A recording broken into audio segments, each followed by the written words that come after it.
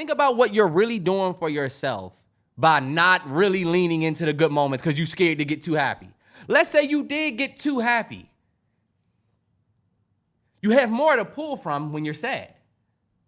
If you don't get too happy, guess what's not gonna ease up? The sad shit's not gonna, you're not gonna not get too sad about the sad shit. Yeah. You're gonna be in the fucking burrows with the sad shit, but you holding out on the happy shit.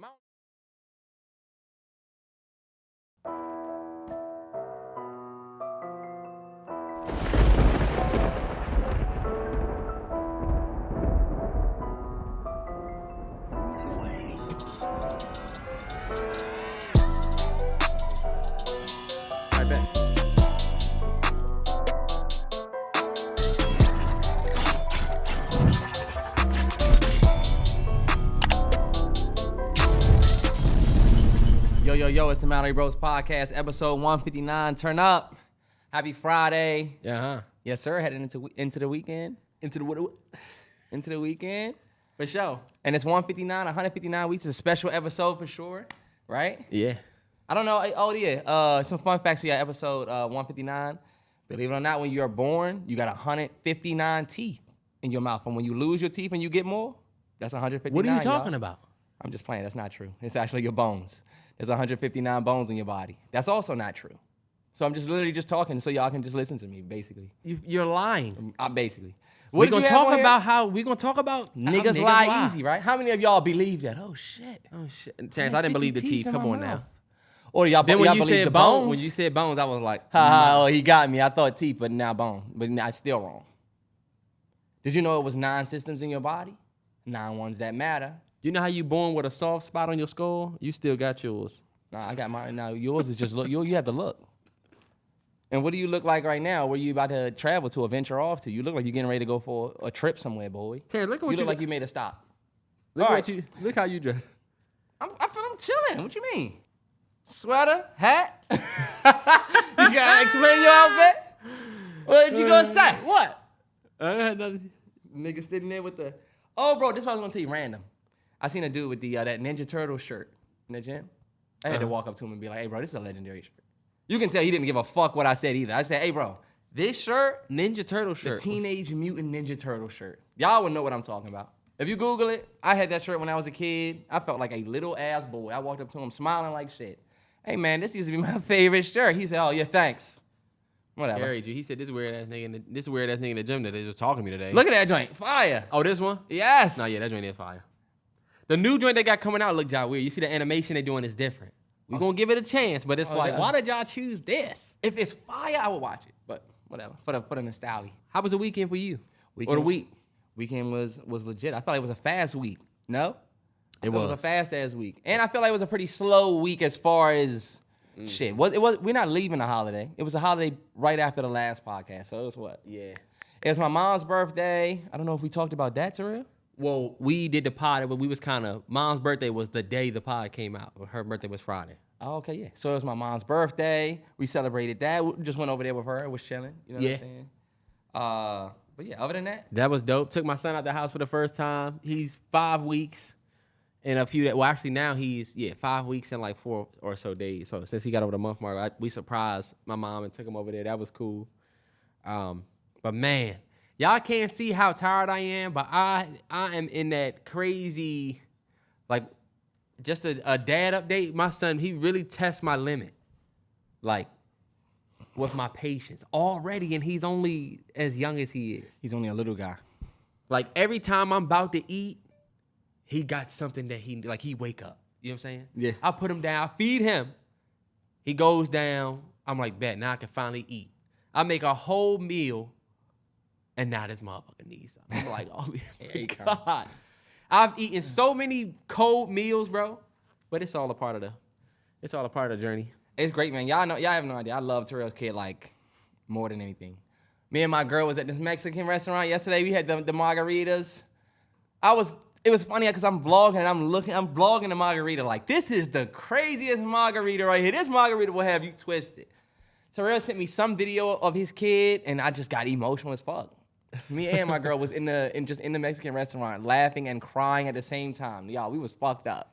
Terrance drunk. If you're not drunk with Terrance, it is not a good time. I'm telling you. But that's what the case with anybody, though, right? No, you. Because he laughs so much. He's a laughing ass, will piss you off. I bet When everybody he's that's drunk- listening to this, Oh my God. I bet everybody that's listening to this would say, damn, I would want to drink with him. Nah, for sure. You know? That's what I said. If we drunk together, then you good time. Pause. That's crazy. We just want to move on to the next topic. Look, nigga try to, now that you said that, I can't believe what he just said out of his mouth. You know, me and Terrell grew up watching Superbad. We grew up watching. Oh, yeah. One of a classic. You know? We grew up watching Jonah Hill in his early days of when he popped. If you don't know who that is, he's just an actor. You can Google him. But recently, his ex came out and said that he was emotionally abusive to her. And she leaked some text messages that he sent.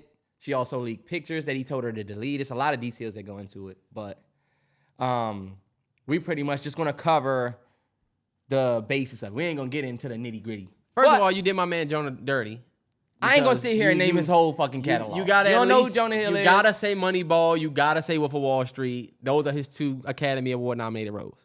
I'll give it to him. Like, I respect him as an actor, so I'm not gonna whatever. But me and Terrell actually feel 2 different type of ways about what happened. So I'm gonna let Terrell give y'all a little bit more detail on it. basically, he just gave her, look, plain and simple. If you need, these are the boundaries that he set. He said, if you need surfing with men, boundaryless, inappropriate friendships with men. And you missed the part where he put plain and simple at the top. Then he put, if you need me to list it, basically. Nah, yeah. And he Bro, listed. but I need to get more of the messages. I only got one.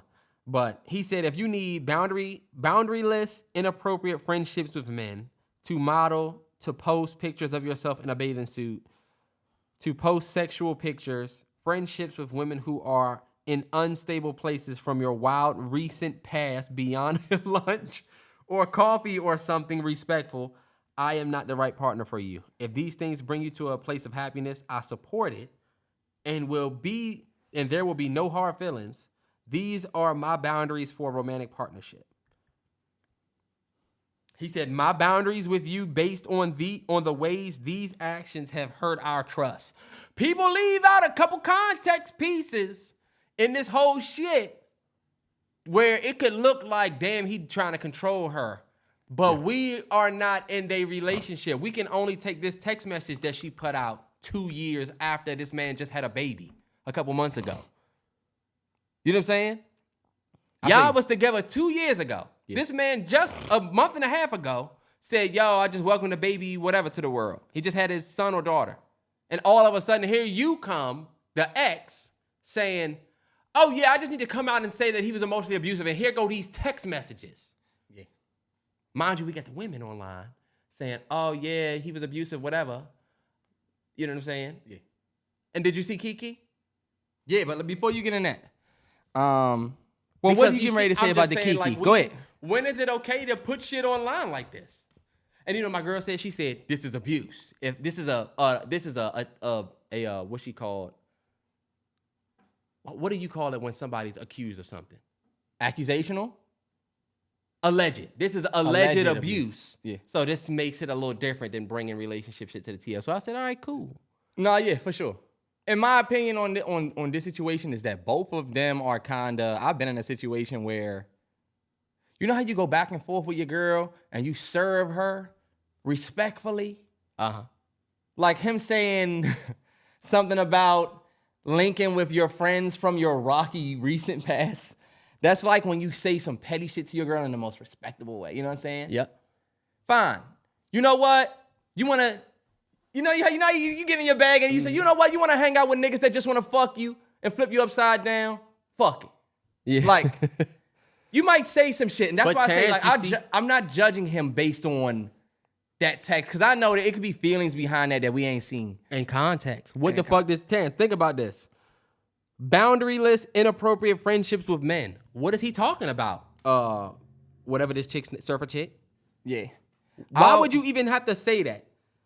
Friendships with women who are in unstable places and from your wild recent past. What the fuck did you wildin' recently? He might have had to deal with you. But then this is the thing, though. What if she don't have a wild recent past and it's just Jonah? You didn't say that. You just said that he was being... It's just like you said. We looking at a text message. So the same way we can't sit here and call it abuse, we also can't absolve Jonah.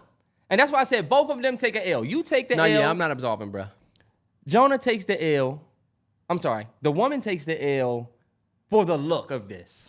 Like, it do look away, him having a baby, and then you coming out, what, a month or right at, maybe a month later with 2 years ago when we was in a relationship, it went like this. That does make you look salty in a way because the question gets asked, why now? Like, why are you sharing that now? I think Jonah Hill, fellas, let's keep it a hundo. If you ever, and this goes for anybody, if you ever have to send a list of boundaries like that, you are in a bad situation. I'm not going to say who's right or wrong. I just know, when I was telling my girl this, like, I used to do shit in my old relationships that you shouldn't be doing if you're in a good relationship. Like what? Like, your girl go to the bathroom and you see her phone right there and you start thinking, I should pick that motherfucker up and look through it. If you think this way, it's some shit going on. You know what I'm saying? Mm-hmm. And I've been there where I've made mistakes and might went through the phone or whatever. But you know when you look back, it be from... If you find something, it's not a mistake. If you don't find nothing, it's a mistake. Nah, but this the thing. If you find something, it is still a mistake. And that's pretty much the essence of this. You can be rightfully wrong. I feel like that's gaslighting. If I feel like I need to look through your phone, that's not just me randomly all of a sudden having an insecurity. Something led to you feeling like you might need to look through the phone. And if you look through the phone and find something, you what? Yeah. You shouldn't have looked? Nah, but I mean, tell you, did you invade their privacy? Sure. So you do have a wrong. Okay. So my thing is this. You're right. If I think my girl texting some nigga, right? And I go through her phone. Terrell, we just talked about this shit. And you already telling him how, you already talking about the L. You definitely don't go to your girl and look through her phone. Because then when you bring it up, she going to say, wow, you don't even trust me. You look through my phone. Fellas, you supposed to just be like, yo, you texting, bruh? How would you know that? How would I know? The same thought in my head that made me go through your phone, I'm just going to give her the thought. Not yet. You know, hey, yo, why am I feeling like you texting somebody else? Now, or you just had her motherfucking ass going to be so damn scared with her phone in her hand. 2015. What you talking about? 2015, you remember I went through that in 2015? Mm-hmm. 2015, went through that shit. My girl was literally sitting in front of me.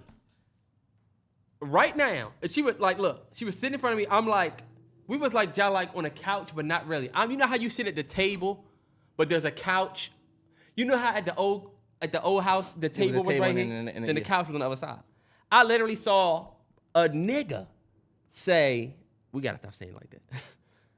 I literally seen said it like you saw a cow or something like an animal. A nigga.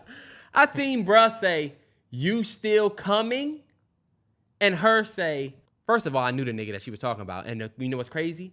It was him and another dude that came over to their joint when I went to visit her. So I already knew who bruh was. And I always felt like you could be around some niggas that like your girl. Long story 100% you can be around niggas that like your girl. Especially when they her friends. 100%. If it's her friends, I don't give a fuck. It's like, okay. I don't know these niggas. Bro, trust me. And y'all, I'm not trying to jump in your shit. You good. But you niggas think you slick. Let me tell y'all something. I got 7 eyes, bro. And I just got 2 right here. This motherfucker's a spider. I got 2 right here, but it's 7 back here. It's 9 eyes on me, bro. I'm looking at you. I'm looking at all you niggas. Trust me. I trust none of you. I don't give a fuck if you knew shorty.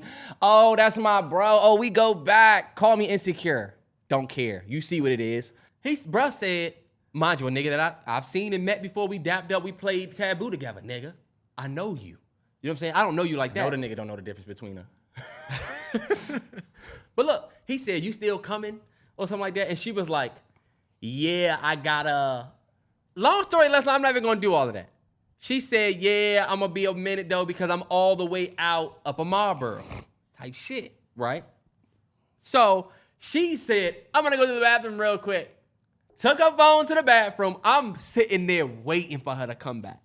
I am waiting. Because you know she about to go in there and respond or say something to the bathroom. Respond, probably make a phone call real quick, probably call her homegirl to see if her homegirl gonna go. So she came back out the bathroom and said that girls look so fucking stupid when y'all lie, and we know you lying. You look so, I know we look dumb, but Everybody look dumb when they lie, but you're right. Your girl be looking she played. looked so fucking dumb because she was like, she used to you being in the wrong. Look, it's 7 o'clock. You know what? I think I need to go home and I'm thinking about to go home and say, Troy, you taking a long time on this study. come on, bro. People are probably enjoying I this. know, you got. I'm just saying, you know, we said we wasn't going to milk the Jonah thing, but come on. You're right. She said, I probably need to go home and study. You know, I don't want to be out here too late, whatever. And basically, long story less long, we was talking about going through the phone. No, yeah. I didn't say, you know. All I said was, let me see your phone real quick. Right after she said we going to study. And she was like, why? And I was like, just let me see your phone. And you know what she said? So we all supposed to be linking up at the such and such for drinks, but it's going to be more people. I was like, get your shit and go. We stayed together after that. I remember that. But kicked that ass out that night. And she tried to put a wild, really crazy, kick me out of my... I would have kicked your ass out too. Go link with bruh. And then you ain't Go getting ahead, kicked out. yeah. I'm letting you get there early. Because stop. look, they tried to do the look. I'm not even going to go no more. You think I want you to stay in this motherfucker? Right, so you can stay in this joint salty with the stank-a-dank out attitude. I don't even want to be around. I told her. I I was like, I don't even want to be around you for real. I don't even want you to be here. No, that's where you fucked up. Yeah, you supposed to say, nah, you know I got stuff to do. I got coffee to make. Nah, yeah, see, you got to play your chess. I will literally talk. I will call you later. She gonna get in her car looking. Because guess what? She did. She played the, you literally kicked me out. Telling you, that's the craziest thing. Anyway, back to the Jonah shit. Yeah. I think bruh demands are a little crazy. I just think it's wild to put abuse on this man like this. Yeah. I was expecting to see something way crazier in the text messages. Let me say this. It can definitely be abuse. Because we don't, like you said, we don't know. That is abuse. That could be abuse. Because my thing is, the same way you're getting off, I'm going to speak for the ladies in a way, because I know that side of it, where this dude could be like a lot of other dudes who come into a woman's life, and you expect a woman to either humble herself or dim her light and sit in your shadow. You know what I'm saying? People look at relationships, especially men, they looking for a Robin, a sidekick. Meaning, Batman can tell Robin, like, yo, we not doing this. And I'm going to keep it 100. It's not every woman. Let me just get it off, bro. All right, I'll respond. Well, go ahead. Well, I mean, no, you go ahead. It's not every woman's ideal situation to come into a man's life and be this Savannah James support piece. And just the same way you lay out the situation, it could be a situation where this is a surfer chick that you're now telling to not post surfing pics with men. Imagine you get with a fitness influencer and you tell her you can't post any fitness pics with men. You just literally cut her whole opportunity in half. And I'm not saying, I'm not speaking so firm on the details. I'm just saying the same ways we don't know, the same ways we can't absolve her for being this fuckboy girl coming out the cut. Jonah Hill, some of those messages do not look good. They do not. It doesn't look good you saying that, you know, you making it seem like she can only be with you. She can only look at you. I don't know if y'all seen Jonah Hill on the red carpet with his girl, but they both had on the suits. You make it seem like he made her put that joint on. I mean, but look, but these text messages don't help those is what I'm saying. What, Terrance, that has nothing to do. Let me respond to what you said. And it doesn't mean he's abusive. Just your boundary setting is trash, bro. Now, let me tell you, I think he did. Let me respond to what you said. First, I don't agree that when men date, they looking for a Robin. I do think that's very specific. I said some. I think rich niggas sometimes be looking for that. You know what I'm saying? Mm-hmm. But the average man dating, I don't think they're looking for somebody that could just come in and be their sidekick. The average rich man, you think they looking for this ambitious woman to, I don't think so. They may not even be looking for a relationship, though. They might not even be looking for a Robin. A Robin is a relationship. You don't think Jonah was looking for a relationship by setting boundaries and saying if you can't, then you... Well, yeah, this is what I did. I'll respond to the other side. You said that he said that she couldn't post pics with men. It said surfing with men. He did not say she could not do anything. He said, if you need to do these things, I'm not the right partner for you. And look, he went on to say, if these things bring you happiness, I support it and there will be no hard feelings. These are just my boundaries. Now, the only thing that I would say is petty is if y'all got together and was together a certain time and then all of a sudden you have these new boundaries. It is 1,000% emotional abuse if that's the case. I don't think that's abuse though, Terrance. It is. Abuse is such a big word. And you know the ramifications that could have on your career if you're a alleged abuser. Yeah. That could keep you from getting work. This man just had a child. I feel you. And then these texts come out. It's like, it sounds like he just like was done with you almost, but gave you the option to stay. Even it was kind of petty. It was a petty out. They didn't stay together after this. Yeah. But for you to come out and say that this was abusive, I just need to see more of where the abuse was. Because this motherfucker sent you a list of how much he respected you. I respect the fact that you do this, that. You seen that? Mm-hmm.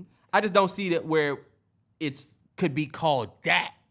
The reason why it could be abuse, and I feel like I've been in a situation like this before, and I understand where it could be emotionally abusive. Like you just said, if y'all have been leading a relationship, also, you got with this girl probably because of the shit you're now telling her not to do.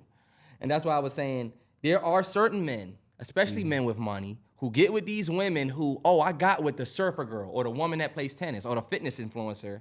But you expect, it's like when she was posting the pictures with other men or posting pics surfing or whatever that was revealing, because he said no Boundaryless, inappropriate friendship. Look, post sexual pictures. Do you know what he could consider a sexual picture? It could be low-key anything. It could, but the same he way got her on the red carpet with a fucking suit on. So we don't know. See, but you see how you already making him the villain for that? You're already making the girl the villain. So I'm not saying anything. You're bringing up her wearing a suit on the red carpet like he made her wear the suit when we don't know if that's true or not. I never said anything. I'm the same way you dishing hypotheticals and you trying to say that she this chick, she could have actually really went through emotional abuse. And what you don't get is him sending these text messages.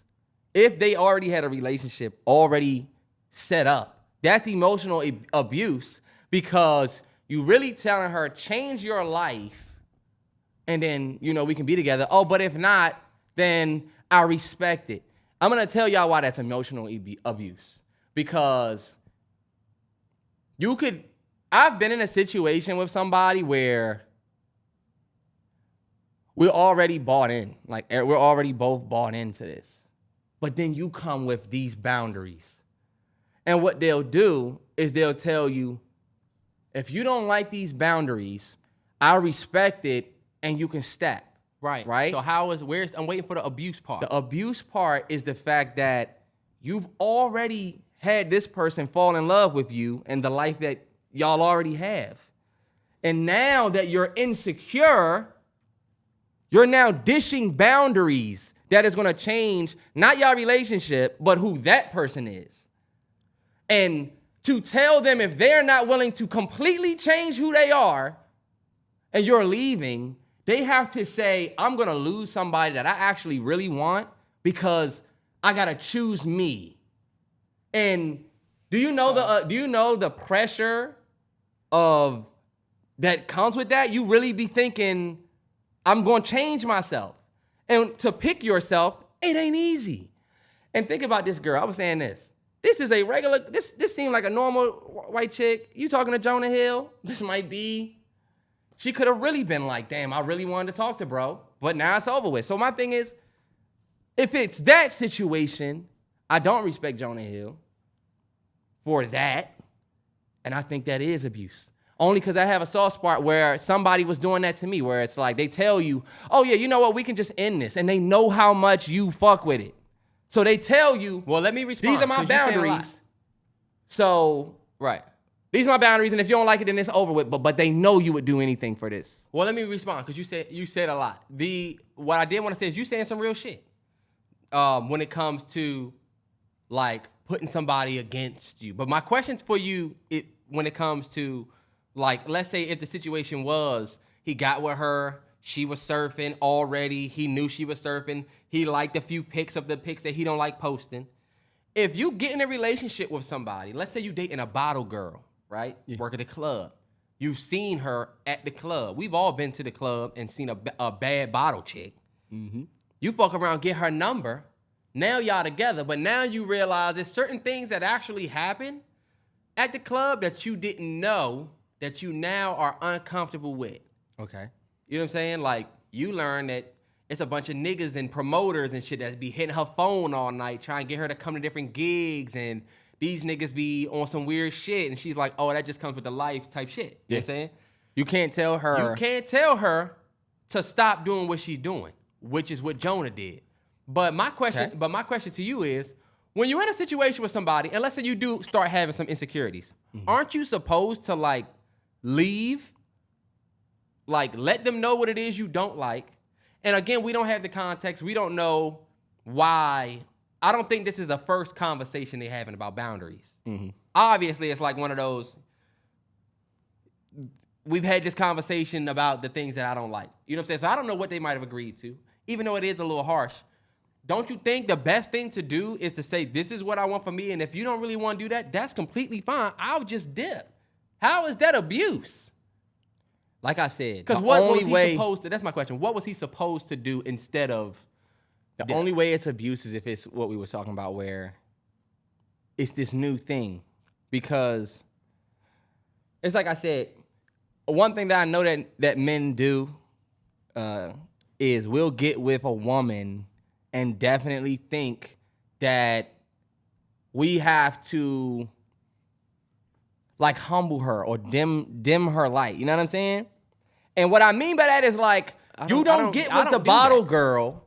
You don't go get with the bottle girl and then start getting uncomfortable about the bottle girl life. You are a stupid nigga because you went and got with a bottle girl. Stop, Terrell. Don't say shit. But you went and got with a bottle girl, and now you have an issue with the bottle girl life. So he's leaving.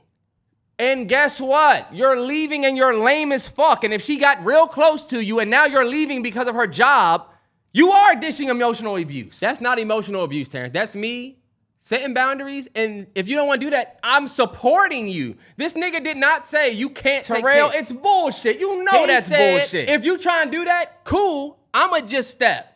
And I don't see what's abusive. I just told you where the abuse would be. I think it's don't petty, say you don't see it. Just say it could be other shit. I don't think I wouldn't even call that abuse. Because there's if we did fall in love, Terrance, you've never fallen in love. You've never fallen or. So what I dished out and what I just explained to you, you just said you just said before this. You said I understand how Jonah Hill could have done that, and he was wrong. So like, what are you fucking saying? No, I did not say he was wrong. I said I understand how if somebody did that in a situation. I never said he was wrong.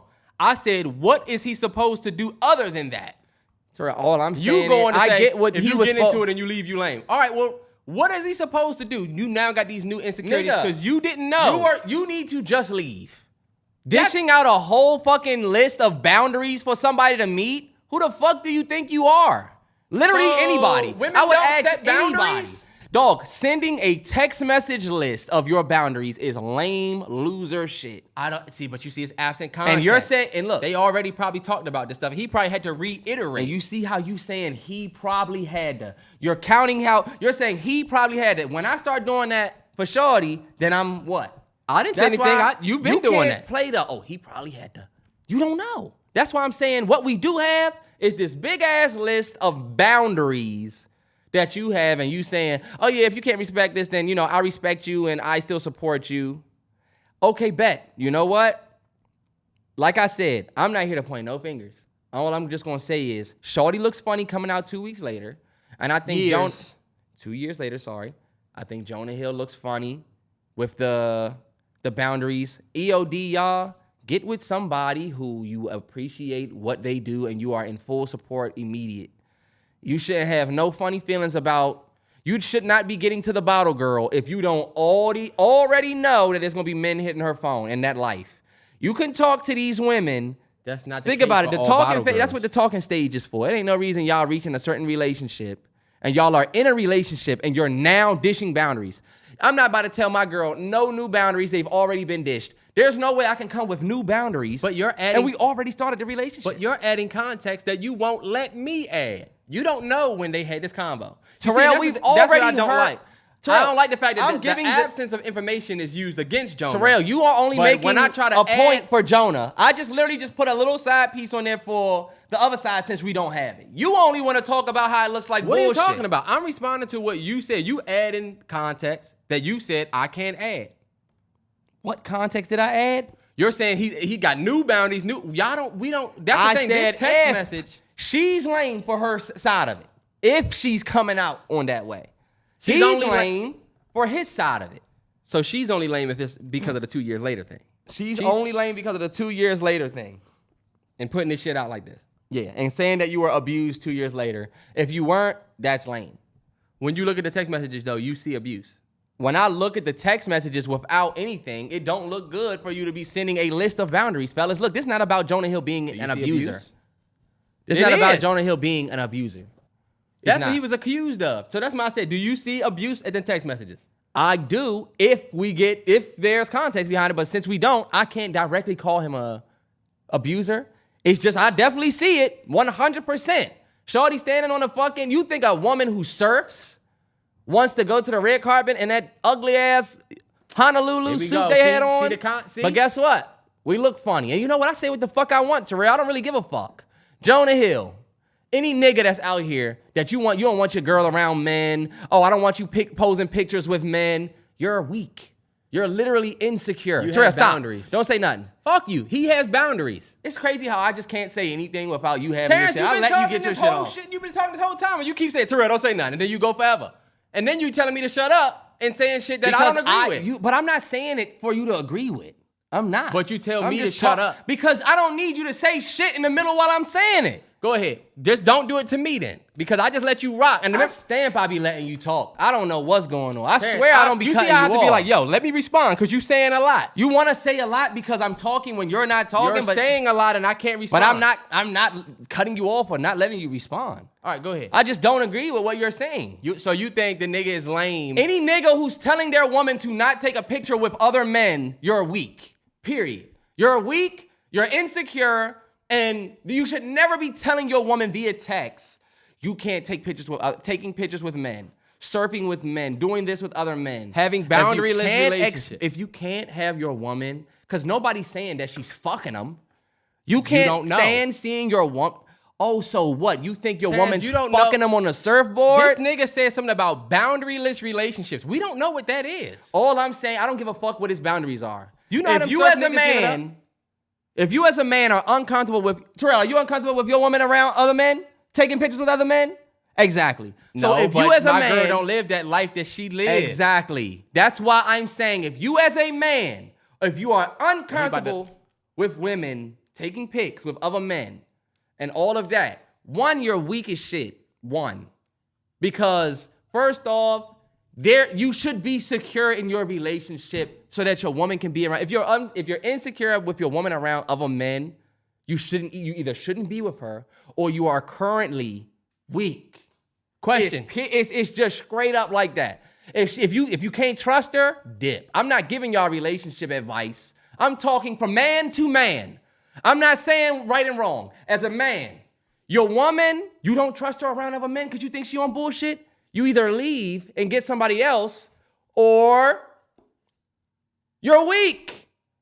So question, are niggas allowed, so if a nigga does have the boundary that for his relationship, he doesn't want the woman that he's with taking pics and doing things in relationships with men that don't have boundaries, that makes him weak. What are you talking about? You added You said, Terrance, hold on, wait. to it. Because if You all don't I'm want your saying woman is, taking pics with men. if a man don't want his woman taking pics with another man, why are we labeling that person with that boundary weak? Why can't that just be their boundary? Because Why do they taking have to pics be with weak? another man is normal shit. We're acting like she's fucking dance. Like, look, I don't want But- you dancing with no other men. I get that because you might think that dancing is sexual, but a picture?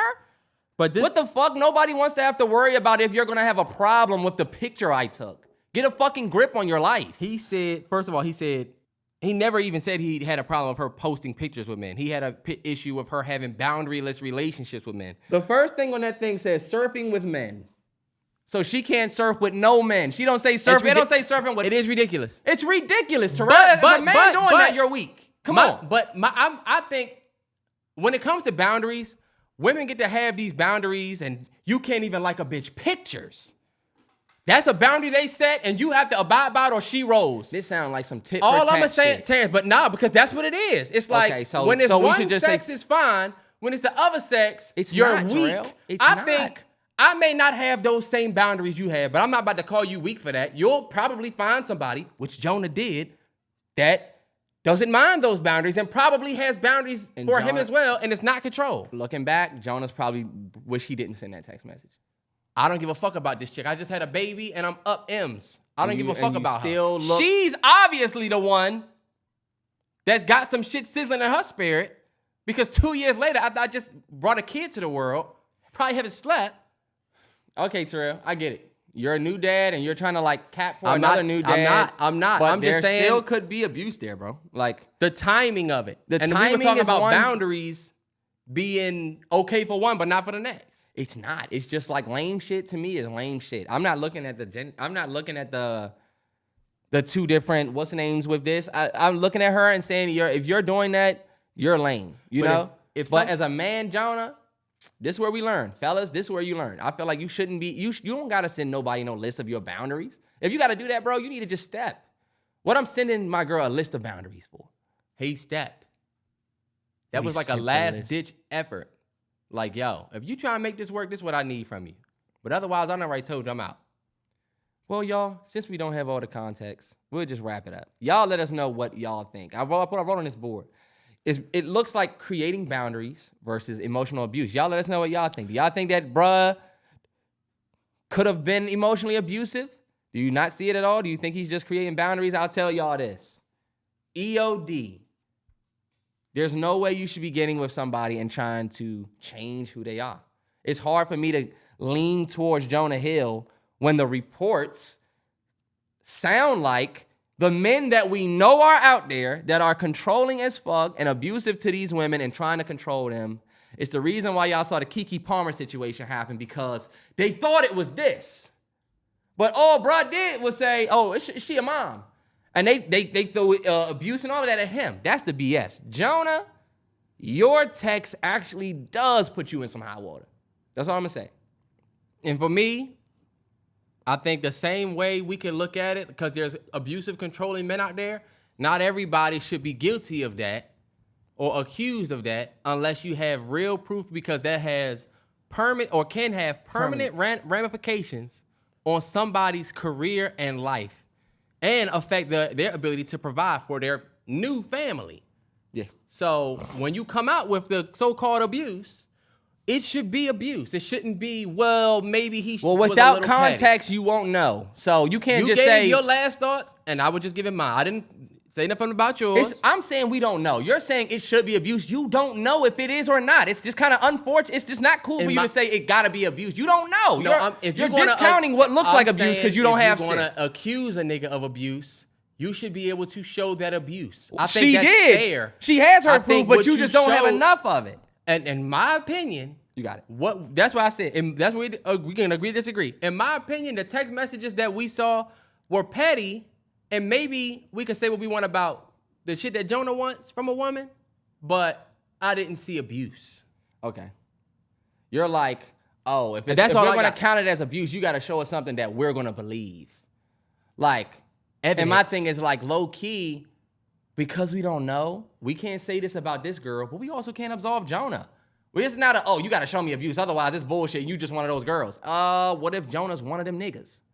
One of them dudes. But you see how unfair that is? What if you just... It's not unfair. It's 50-50. One person is saying they were abused. How is it not fair? Because, Terrance, if some chick come out today with a random middle of the text thread from y'all from 2 years ago, you done moved on and say you're abusive, you're now in the middle of some shit. And look, the text messages come out and it's clearly just like y'all arguing. It ain't clearly just like that, Terrell. Somebody could say... Them text messages look like abuse. You could say, I don't want you going around them no more. And you know what they're going to say? Look, let's say you say that. Nobody knows who you talking about. But people can say, you see how he said that? He's probably one of these controlling niggas. And now you fighting all of this shit that you never asked for, and there's no concrete evidence, and the person said you an abuser. Trust me, I get it. Come on, bro. Looking at his text messages, the first thing saying surfing with men and she's a surfer, I'm sorry. That's like getting with a fucking bowling person who bowls and says you can't bowl with men. Oh, you can't swim with men. You can't fish with men. We just don't have context. You know how surfing niggas, you know how them We surfing don't niggas have context, but that is some bullshit. What if she was fucking with what if she fucked somebody, fucking some of them niggas that surf? Right, then you should leave, bro. You shouldn't be sending a list. That's why he said, yo, if you still gonna surf with them, I'm out. Because guess what? If she say, yeah, You're saying you I should ain't gonna leave, do none of that, the bruh Jonah, left. you're gonna stay with a woman that's gonna do that? Come on, bro. You saying bruh should leave? And as you can see, he out. Mm-hmm. Hey, look, y'all let us know what y'all think about that. Yeah, whatever. I knew we was going to disagree. I can't believe you taking that stance that you taking low key because maybe it could be that you didn't go through that level of emotional abuse because that is very strategic. I 100% emotional abuse. That when somebody tell you they make it seem like leaving you is nothing, leaving you is totally fine. Oh, you know what? If you want to end this, oh, okay, we can do that. It don't hurt them in no slightest way. I've been in a situation like that, and I remember I used to say, like, damn, you don't even really give a fuck. This whole thing could low-key just end, and I guess it just is what it is, huh? And so you would say you were abused. Emotional abuse because they don't really feel that way. They are doing that because they know how you feel. They know you not out the door. So it's easy for me to say, you know what? My bags are packed. I can leave. Y'all need to be careful of people who will threaten to leave you if you don't act right. That is emotional abuse. You have no idea what you're thinking. I'm going to keep it 100 with y'all. When you're with somebody who threatens to leave or fix yourself or I'll stay, let that motherfucker go. What Madea say? When somebody asks, honey, when somebody want to leave your life, let them go. I know you seen the play with Tyler Perry's old ass upstate on stage with a damn wig on. And I'll say, because I let this nigga get his shit off, don't cut me off. All I'll say is I feel like we use that abuse word a little too loosely now. I'll take gaslighting. I would say gaslighting, manipulation, maybe, but without the context to just put abuse on somebody 2 years later, it's just very, all right. Lil Uzi Vert, Pink Tape was the first number one hip hop album of the year, right? Mm-hmm. And me and Terrell, you know, we do music, so we don't do music, I'm sorry. We cover music. So I just felt like, you know, one thing that I did want to ask you on the podcast was I think we had a good month last month, and we got some activity on there. And I was just going to ask you, what was your favorite album that dropped? You know, we had the Gunna drop, we had the Lil Uzi drop, we had Young Thug, Metro Boomin, Lil Durk. We got all of those videos on Patreon if y'all want to go check it out. For sure. But what 100%. was your personal favorite out of those albums that dropped? Or just recently? I think people want to know that. My favorite album that dropped was Gunna, for sure. Gift and a Curse. Yeah. I've been spinning that Thug, not even gonna lie. Mm. I like a lot of the cuts from the Thug and the Spider-Verse joint, honestly, I fuck with. The Durk and the Pink Tape were cool, and they actually charted better than all of the albums. Durk did, I think, 125 or something like that. Mm-hmm. Pink Tape did what it did to go number one. I think he did like 165 or something like that. Those did better, but to me, I just enjoyed that Gunna album the best. I think Gunna put out the best album. Yeah, out of all of these. I agree. I think Gunna put out the best album out of all of these, surprisingly. I think Uzi took the biggest risk, of course. I think Uzi's album is going to be one of them albums where you either going to like it, love it, hate it. But believe it or not, those albums are a little bit more progressive than what works. Mm-hmm. I think Gunna's sound works. So Gunna's definitely one of my favorite. But y'all would be surprised, man. I've been spinning that Dirk. I spin the business is business, Young Thug. I play a couple songs, but I've been spinning the Dirk. Dirk got 10 joints on that almost hit, at least 10. Name the 10. I could. Pull it up. Pele Coat is cool. What's the joint with Future? All My Life Pele I'll Give Coat, You. I'm not even going to count All My Life. I skip it every time. Pele Coat, Never Again. Never Again Ice. was cool. Big Dog, Never Imagine. I listen to all those sad songs. One of my Never favorite Imagine songs. is amazing. I do like that. I was going to tell you that that's the... Too many bracelets, done sprained a nigga wrist. Coming from the bottom, we say coming from the gutter. Can't imagine living like this. That joint was fire. That just fire. You don't even know it. Well, I just fumbled it or whatever. I listen to it. I don't give a fuck. What? You don't listen, nigga. I'm telling you that I listen to this. Sad songs I listen to. Sad songs. Oh, y'all have to go and re-listen to that joint. I'm sorry, but hey, look. A lot of music still coming this year. I wanted to ask you, what was your most anticipated album to come for the rest of the year, if you have one? I think I speak for a lot of people, which is honestly no surprise. Utopia, yeah, which is literally coming up. Mm-hmm. Travis Scott, because Travis has never missed. He has never put out a project that wasn't dope. That's true. Name me the project. You can't name it. All his projects are dope. He was robbed of the Grammy for Astro World. Yeah, he was definitely robbed for that Grammy. He was robbed. Who won that Grammy? Oh, the only one to win one on the female side. Was she? Barty. Was she? For a rap album? Yes. That's a stripe that y'all mad we got. Lauryn Hill didn't get that? Barty Gang. Am I tripping? That wasn't Lauryn Hill? Terrance, Lauryn Hill made an R&B album. And I don't even know if she got best. I don't think she was nominated for best hip hop album. Ever heard Law's one? Terrance, she didn't get best hip hop album. She won best. She might have won album of the year. Shit, I don't remember. But it wasn't best hip hop. Oh yeah. And it also wasn't hip hop. I stand on that. I don't give a damn. That shit was better than whatever X Factor one. is not that hip-hop. shit was better than that bullshit that they gave Cardi the Grammy for. Well, it was 100%. But what Uzi did wasn't hip hop. If you ask me, You're right. I don't like the fact that the first hip hop album goes to Uzi, because to me he did very minimal hip hop. I 100% agree. You know what I'm saying? And he gets the accolade like, oh my God, no hip hop album couldn't muster up to get to number one when everybody was battling fucking Taylor Swift and Morgan Wallen and SZA. That's true. We had Gunna drop. Think about what we've had drop since in the last what they call 30 weeks. My most anticipated album of the year is probably going to be Utopia, but also, for real, I'm just letting y'all know, the tape that's going to hit the streets and fuck all of y'all up is that Metro and Future tape. It's getting ready to fuck all of y'all up. Y'all don't realize the greatness that them two have made. Metro and Future? Are you kidding me? One of the biggest songs in Future's catalog. The song that he gets to start every concert with. Or does he? He did the Metro concert and he comes out to it. All I know is I just feel like that's gonna be the one. That one, I'm interested, of course. You never said what it was. I don't know the name of it yet. Oh, I thought you was talking about the project. I don't remember the song. Thought it was a drought. Metro thought it was a drought, right? Yeah, that's why I sent you that. I just spoke to. Remember I sent you on the stage? Yeah.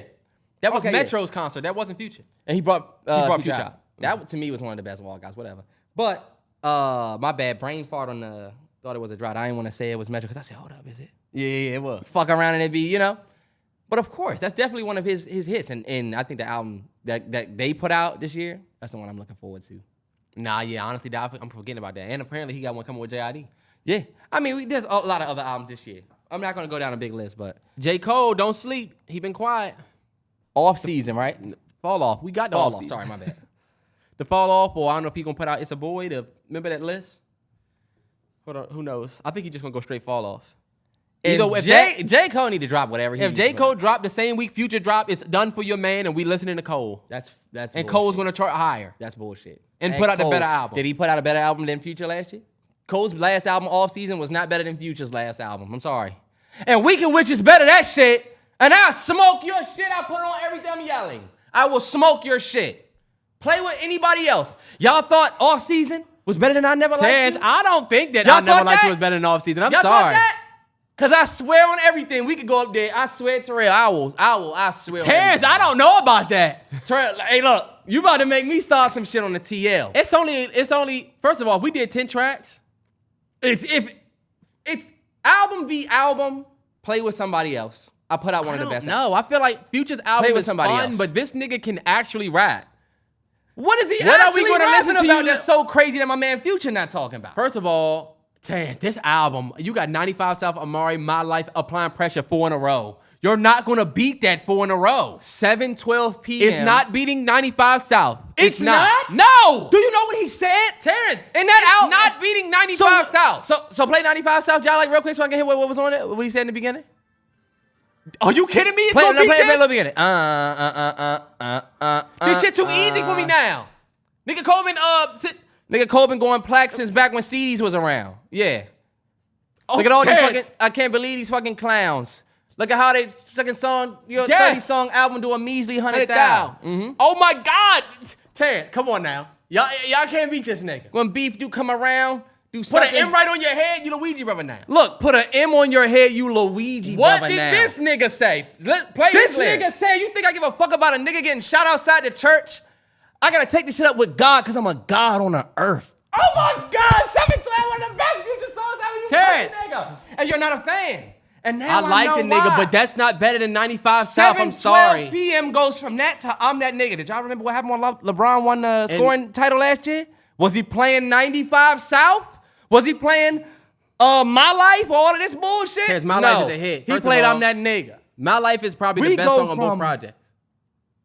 Amari. To go from puffing on Zooties all the way down. What are we doing, Terrell? What are we doing right now? Let's move on. I can't believe you saying that bullshit is better. First of all, this album has a lot of great songs, but look, Gold Stacks, I'm skipping it. Puffin' on Zooties is great for Future fans. For a Nut is the worst song ever. Terrell, how about fuckboy ass? What was the drink that I don't like on You don't like 100 mil, but 100 mil is not for a nut. 100 mil and I'm still on a grind. All of these niggas done got on the time. And then look, this nigga is walking around looking like a bummy ass nigga playing we basketball. wanna, and look, he's slumming and we want to he's get shooting bricks. We just want to He should get be high. in the studio because my man Future. The way things going, all these hits. are coming All off hits. the project for me. Misogyny was cool. We just want to get real high. You're tripping. Terrance, who gives a fuck about that? I I'ma really play the want y'all. climb I want back y'all to load it up. Load it up and tell me that you know what, Terrell? I swear to God, I'm about to tweet. Let's Live. run. Terrance, no, don't do that. Come on, bro. You done sent too many tweets. I Let's do the sent first too one many that we had tweets. to do. Oh, wait, see your brolic strong arm, look your brolic ass arm up there on my next tweet. I But can go you some days tweeting without about tweeting. shit that you. All right, bet. You better deliver on everything you talking about. What's bruh's name? I'm just trying to get that. Rap Sick or whatever his name is. He posted his check. I'm just trying to get that. Hey, what y'all think J. Cole's best song is? What's your favorite song from this album? Favorite song from J. Cole album? No, you know how you can get paid? Just start hating on shit. Hating on shit. Niggas respond to hate. They don't respond to love. They don't know they paying you. That's why I saw this dude say some bullshit. I said, oh, he on bullshit on purpose. Yeah. Yeah. Who's the most overrated such and such? This motherfucker right here suck. Everybody's gonna respond. Terrance, you on bullshit. I can't believe you talking like that. First of all, J. Cole is you're talking about a nigga who makes fun music. This nigga makes music that actually means some shit. Fuck out of here. This nigga put out that project was great. It was a great project from him. You're not this guy. You're not my man. There's a reason why there's a throne tossed around. The conversation about the throne is with me. It's not, Terrance. It's not. You're on bullshit. That album is not. Even the songs that you're talking about, 712, okay, cool. You're not saying shit. I will die on this hill. I never liked you. I enjoy that album much better than Off Season. Sorry. You're not a J. Cole fan. You're a J. Cole hater. But you're not a Future fan. You're a Future hater. So can I discredit your I opinion? enjoyed the Future album. I thought it was good. And I enjoyed Off Season. I thought it was good. But I'm not going and playing anything from that when I'm going to the gym or when I'm in my vibe. Terrance, yeah, I'm not playing none of that. You're going to go and play chickens and want to put that shit up against a nigga that made... A nigga that made what? What did he make? Oh, he was talking about, see, you ain't even know. What was, go back to the other joint? Oh, he's talking about life. This nigga's talking about chickens. He doesn't even Or do talking drugs. about how he's going to kill niggas if they ever try him, and they never would try him. But when they did try him, he said they do the bronze at me. All right, Terrance. And they something about his luminosity. This nigga's trying to rhyme? A cop-out? That's y'all man. It's like, nah, J. Cole is my man, but guess what? You're not. That's not Play your with man, 'cause somebody you else. being Don't ever disrespectful. bring up Pluto. Sorry. Applying pressure. Started my grind with crime festers. With 9 showing like they in their second trimester. Your man's not rhyming like that, bro. He's not rapping about like that. What does this nigga even Say talk it about? again. What did he say? Applying pressure. Started my grind with crime festers. And 9 showing like they in their second trimester. Fuck out of here. What's your man saying? He's saying This nothing. nigga just says I'm a god random on the earth. Fuck out of here. More people Mumbling ass nigga. More people spend. And he's great. Yeah, okay, mumbling ass nigga, but guess what? But you not this. he is that. Y'all a whole lot I'm of things. so sick of But you this. still like this nigga has put out a. You know what? You about to make me say some shit. You about to make me say You're getting ready to say something that's right. not true. You Go about ahead. to say some shit because you playing with my man. Future is just as pivotal to this game as this nigga J. Cole. I'm sorry. We talking about Future has more sons in this game than this nigga J. Cole. Really? Really? Because the niggas that come after J. Cole that sound like J. Cole, believe it or not, y'all, we don't like them. Why? Because we done already heard Cole talk about high school for 20 years. We don't want to hear Jack Harlow. We don't want to hear Corday talk about the same shit. I'm sorry. It's a fact. It's the reason why them cats not bubbling like they would be. The niggas that sound like Future and have ran with what Future has done, believe it or not, that's the sound that works. Talk the shit you want. It's fun. It's Say so that much he talk fun. about It's more fun. real shit. It's fun. Anybody could be Future. It's fun. If you get a great beat and a Metro booming, it's fun. A great beat in the Metro booming like I need These Metro. bitches is rapping now with a great beat. I need Metro. Terrance, it's fun. I didn't need Metro to start this career. But I'm saying what you doing is easier to do than what this nigga does. That's a fact. Is it? I'm in a conversation with Kendrick and them. You're in the conversation with You're not. Thug, them, and everybody You're not else. in the conversation with Kendrick and Terrance, them. we all know who the top 3 rappers are. Drake, Cole, Kendrick. We know Cole is 3 because there's nobody else. Terrance, all right. And that's the Terrance, real fact. Any nigga Cole's that 3 by default. Any nigga that you think can rap, Cole is 3 by default.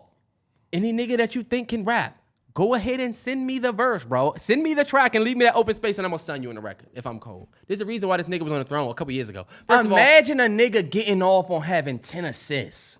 Imagine a nigga getting off on all the steals he got. assists. Imagine a Nigga getting off on rebounds. All right, We don't give a fuck that he got kill a feature. We got rings. We don't give a fuck We if have he kill a rings. feature. We have rings. Drizzy kills more features. No, he than- does not. than- Terrance, you get ready to piss me off. No, the fuck he does not. Recently, and that's what y'all don't want to admit. Drizzy, for years, has killed more features than J. Cole. J. Cole just shines more on his features than he do his own damn album, so y'all label him the feature king. But low-key, does Drizzy not kill every feature? Does Kendrick Lamar not kill every feature? Kendrick Lamar doesn't kill every feature. He just does because not. J. Cole actually Kendrick raps, that's not you. You the just album because guy. J. Cole raps with more effort on his features than his actual album, we're not gonna sit here and fucking act like, oh, he's just the feature king. Y'all just Terrance, labeled him that when you nobody really think said about that. it. We talking about y'all his- labeled him the feature His king. run recently was fire. Nobody said he was the king of features. He's not like Busta Rhymes or nothing like that, where all his whole career he's doing features. This nigga has rings that are albums. You want to put albums up against albums? The only one you can put up against a nigga like J. Cole is I Never Liked You, because that's the first album that came out that wasn't bullshit in a couple of last years. What's that joint? The Wizard was cool. We had a couple good tracks from that. Crushed Up Terrell. was great. He got a couple albums that were cool. The Riding Strikers album was cool. This nigga's albums, he delivers. I will die on this hill, y'all. I will. Future is known for putting out an album of 28 tracks where 5 or 6 are going to be good. What Uzi just did, that nigga's used to doing that. Oh, some of these, oh yeah, fuck this. We don't do that for my man. I told people on Twitter that we was comparing these 2 albums, and a lot of the responses, why are y'all even comparing those 2 albums? Why? Let me tell y'all something. That's what me and Terrell do. Me and Terrell been doing that since day one. First Which Is Better Ever was J. Cole versus Wiz. So, trust me. Man. I love to ruffle feathers with that one. I love that. You know? You're wrong, and you'll see. All right, no, let's talk about it. Put it out on the table. You're not gonna leave me if I cheat on you.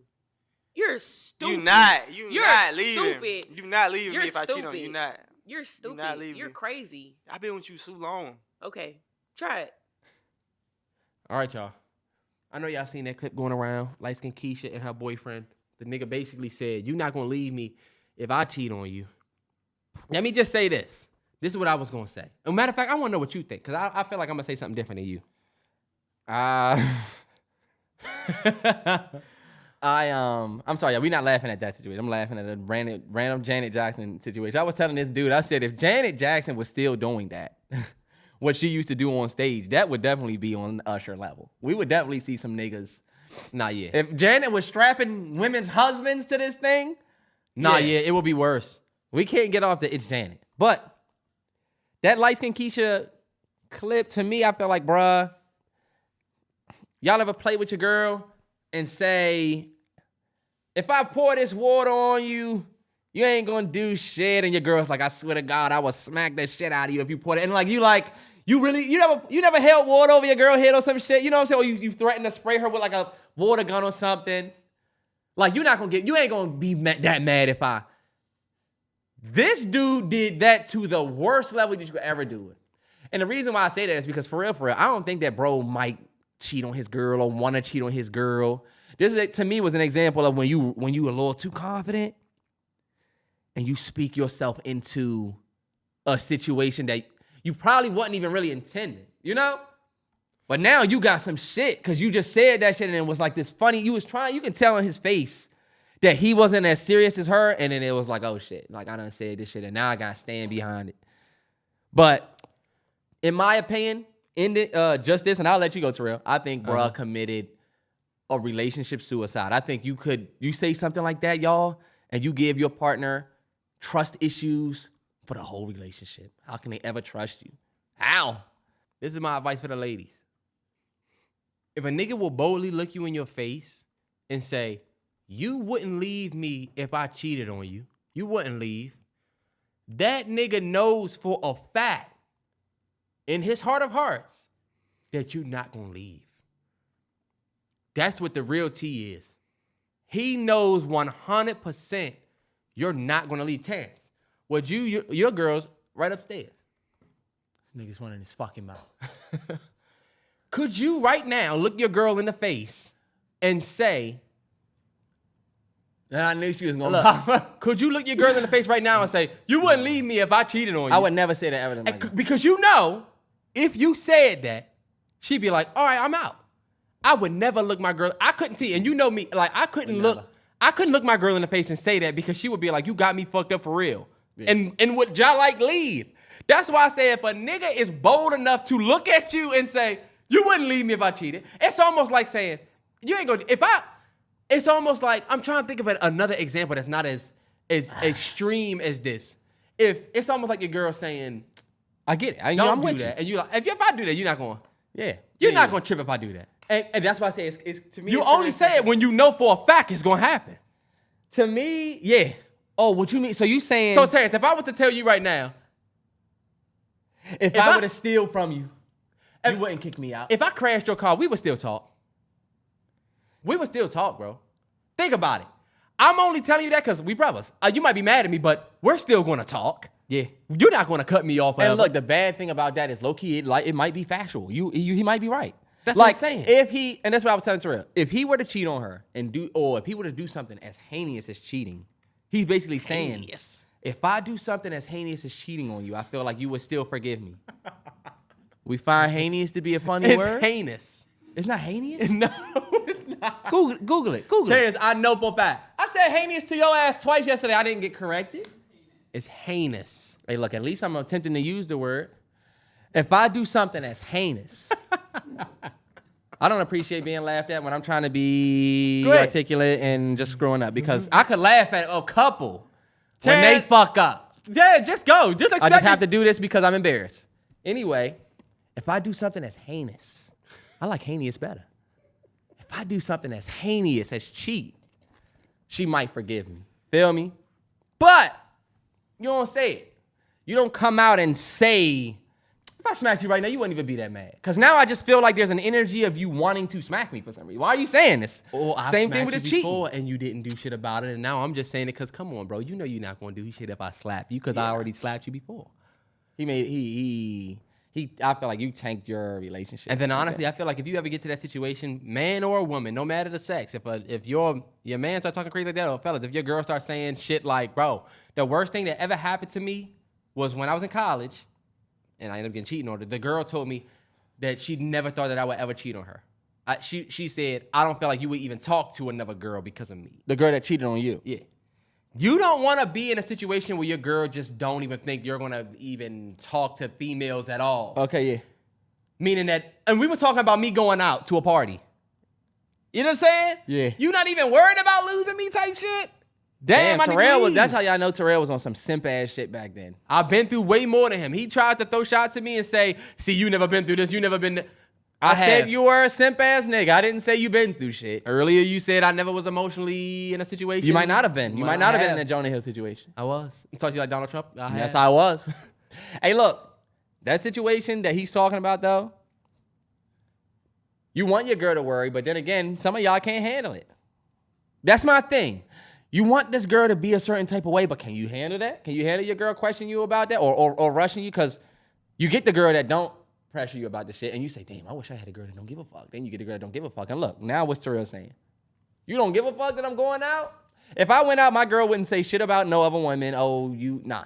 Nah, see, but it ain't that. It's the fact that she even said that. Think about it. He didn't have to say Oh, what yeah, he he said. didn't have to say his shit. It's the fact that she said, you know what, have a good time. I don't even worry about you cheating. I don't even worry about you even talking to other women. Oh, It's like, hold up. Bet. We playing chess on this side. Oh, yeah, you not worried? Bet. Let me miss that call real quick when I'm on the way out to let out. I was down bad. Let me hit you when I'm pulling up to the crib. I was down bad. I've been down bad before. You're getting home? When did you leave? You know we was chatting and then I just pulled up. I was down. Oh.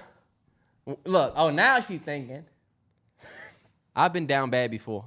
I feel like I've been at that point where Craig got slammed on the hood.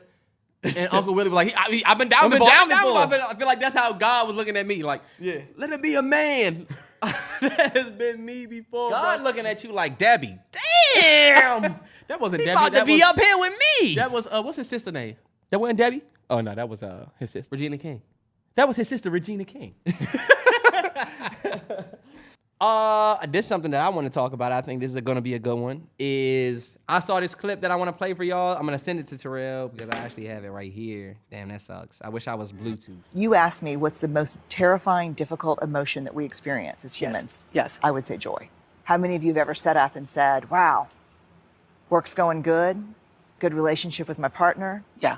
parents seem to be doing okay. Uh-huh. Holy crap. Something What's bad's gonna gonna happen? Yes. Right, so what is that? You know what that is? What is that?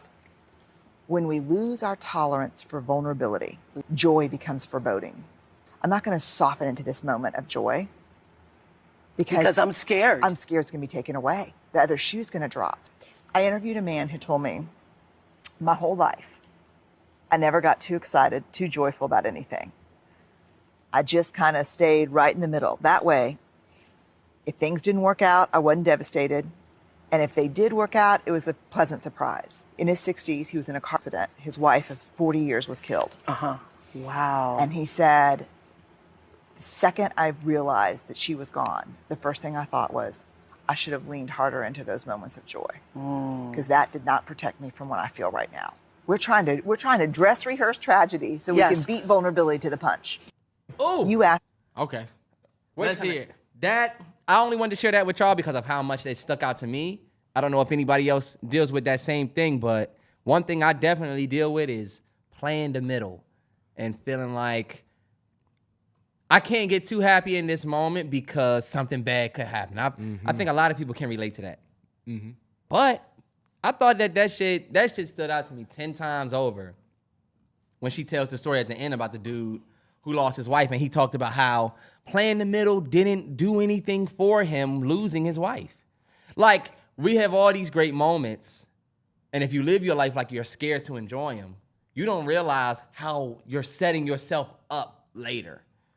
And even me now, I'm sure that there's other people who might be listening to this podcast, or even you, Terrell, where there's moments in your life where you look back and you say, damn, you know what? I should have leaned more into when we was doing that. Because now when I look back, my memory is foggy. Yeah. So what do you think about that? Just the idea of being scared, her saying joy is the one emotion that we all really fear because the flip side of joy can come like that. Yep. It's called cherophobia, which is the fear of being. It's like You sure you saying it right? Yeah, it's cherophobia. It is cherophobia. This nigga said heinous.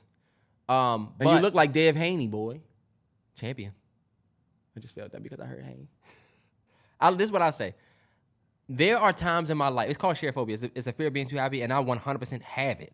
Because what I'll say about that, leaning more into it, when I always say we got to make our L's lowercase and we got to make our W's uppercase. Remember I was saying sometimes we'll make our W's lowercase. It's 100% that. Because some good shit will happen, and I'm not even going to lie. when I'm having like a bomb ass day, like you ever get a good laugh and then you get in your truck and you drive and you're like, man, this was great. Then you start feeling like, let me just chill. Yeah. I feel that because I be feeling like if you've had this experience or not, you be happy as fuck and then you get a call that some crazy shit happened or something bad happened. And then it just makes you feel like, damn, like, I was just so fucking happy and I knew it was just something that was gonna come. Yeah. Cause that shit be coming. Like she was like, I'm afraid for the other shoe to drop. The other shoe be dropping.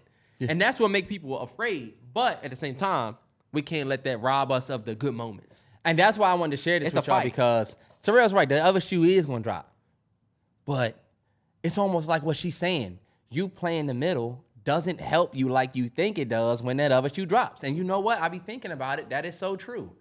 Think about what you're really doing for yourself by not really leaning into the good moments because you're scared to get too happy. Let's say you did get too happy. You have more to pull from when you're sad. If you don't get too happy, guess what's not going to ease up? The sad shit's not going to, you're not going to not get too sad about the sad shit. Yeah. You're going to be in the fucking burrows with the sad shit. But you holding out on the happy shit. My only advice to anybody and why I wanted to share this is like, one thing I'm doing is trying to lean more into good moments, which means me and my girl go to a coffee shop. I'm like, yo, let's take a pic. Or if they offering something, you know how you'll be like, nah, I'm not going to do it. Or no, we not going to go. Or my thing is if I make the decision to go, let's really do it. Let's really go. Like, you know what I'm saying? Yeah. If we really going to do it because I'm going to go and halfway do it, and then I swear afterwards I'm going to wish. Especially if, you know what I'm saying, I look at stuff like Mimi, my cat. I don't take her and do all the stuff that other people do with their cats and really lean into being a cat owner. But if y'all know me, I love that cat. And if something happened to her, I know right now I'd be looking back like, I never did what I should have. Like, I just put the vlog up on YouTube. Shout out to everybody who checks out the vlogs. For sure. 100% to the people that still tagged in with the MalloryBros. I feel like I love the vlogs. Those will never stop. It might be gaps, but they will never stop. I realized when I posted that vlog, I said I don't have any vlog footage that gives Mimi a real spotlight. You know what I'm saying? Yeah. And that's some small shit, y'all. But like, she got some little pops, but not like a. Yeah. And I get that, but I also think what you saying. Yeah. About how when something bad happened, let's say you lose a loved one or you fail a test or you wanted to make the team. Yeah. A natural emotion, it's literally, you're biologically designed to analyze. You can't connect the dots looking forward. You can only connect the dots behind you. So when bad shit happen, you'll be like, if I would have never did this, it's in our natural rhythm to be like, if I would have never did this, I would have never did that. Or you get cheated on and you start saying, well, this person was here, and then I remember when they did that. That's why you can only connect them when they're behind you. You're looking forward, you can't. Yeah. So I guess when you get to that next thing that gives you that happy feeling, you got to lean into it. It is tough, though. It is tough. Y'all let us know what y'all think. I mean, that's a battle right there. Do you lean in lean into moments and then get real happy and allow yourself to sit on that high cloud? Because the higher the cloud you sit on, the harder to fall, you know? So do I allow myself to sit on this high cloud and take the big fall? Or do you play the middle and sit on the lower cloud so that the fall not that bad? Oh, yeah. You know? The same way you say the shoes drop, Terrell, and the bad things happen, sometimes they don't. And you just are in the middle of all of your good moments. That's so true. A lot of times where I felt like something bad was going to happen because I'm too happy, something bad don't happen. But I always say, it's because I didn't allow myself. It's because I didn't. Man, and that's Chernobyl. What'd you say it was? Chernobyl. Shareophobia. And that's that. Did I ever say that I was an English major? We know you So wasn't. I don't need nobody talking about the words that I'm using because some of y'all don't even have heinous or heinous, however the dictionary Merriam-Webster wants to say that it is. I'm not even going to lie. Spelling certain words fuck me up. Like, spell heinous. It's heinous. Spell it. H-E-I-N-O-U-S. Heinous. N-E-I? N-E-H-E-N-I? H-E-I-N-O-U-S. I thought you said H-E-N-I. Because that sounds like heinous. Hideous. Spelling certain words fuck me up, bro. Like dessert and desert, that fucks me up. Look, what you talking about? They spelled the same, just use different context. What's another word that I was spelling the other day and I was like, damn, I can't spell this joint? A word that always fucks me up is weird.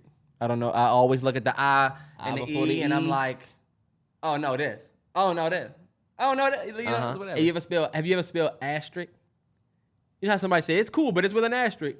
Wow, yeah, that's a That weird shit, word. I was like, if I'm not putting the actual asterisk, yeah, that shit, I'm about to start putting quotations with the actual. yeah, did. he said it with an. We might as well hit loan forgiveness real quick. I mean, We don't have to, Terrell. We don't have to. they're not giving nobody student loan. We filled out that application for no reason. It was the easiest. Y'all didn't, we didn't see the signs, but it was the easiest application to fill out. Mm-hmm. It took like 3 minutes. You just put your social, your name. We done gave out our info for nothing. But this is what I would say. A lot of people was looking at it like an empty promise, and I kind of felt like... Let me give context, Terrell, because you're just talking before you even say anything. The U.S. Supreme Court threw out Biden and Kamala's student loan plan that they offered in 2022.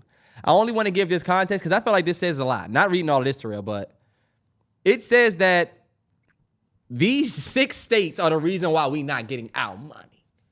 Nebraska, Missouri, Arkansas, Iowa, Kansas, and South Carolina.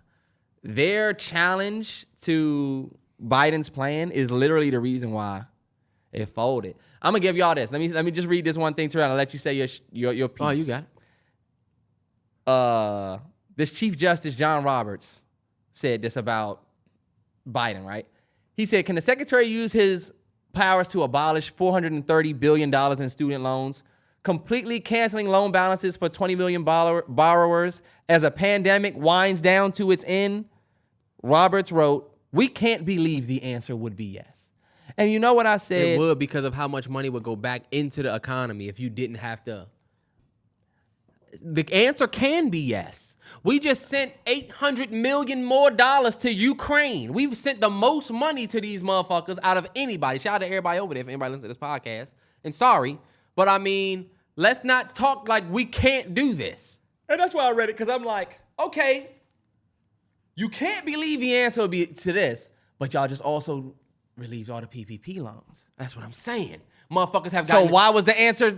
maybe is it because those are big business people who are going to make more money, you know? Like, yes, some of the people that are against student loan forgiveness got forgiveness for millions of dollars of PPP loans. This motherfucker, we only try and give $10,000 to $20,000 to people. You know what I'm saying? That's not really about to put a big wrench in a lot of people's stuff. That's about to be... That's going to be like...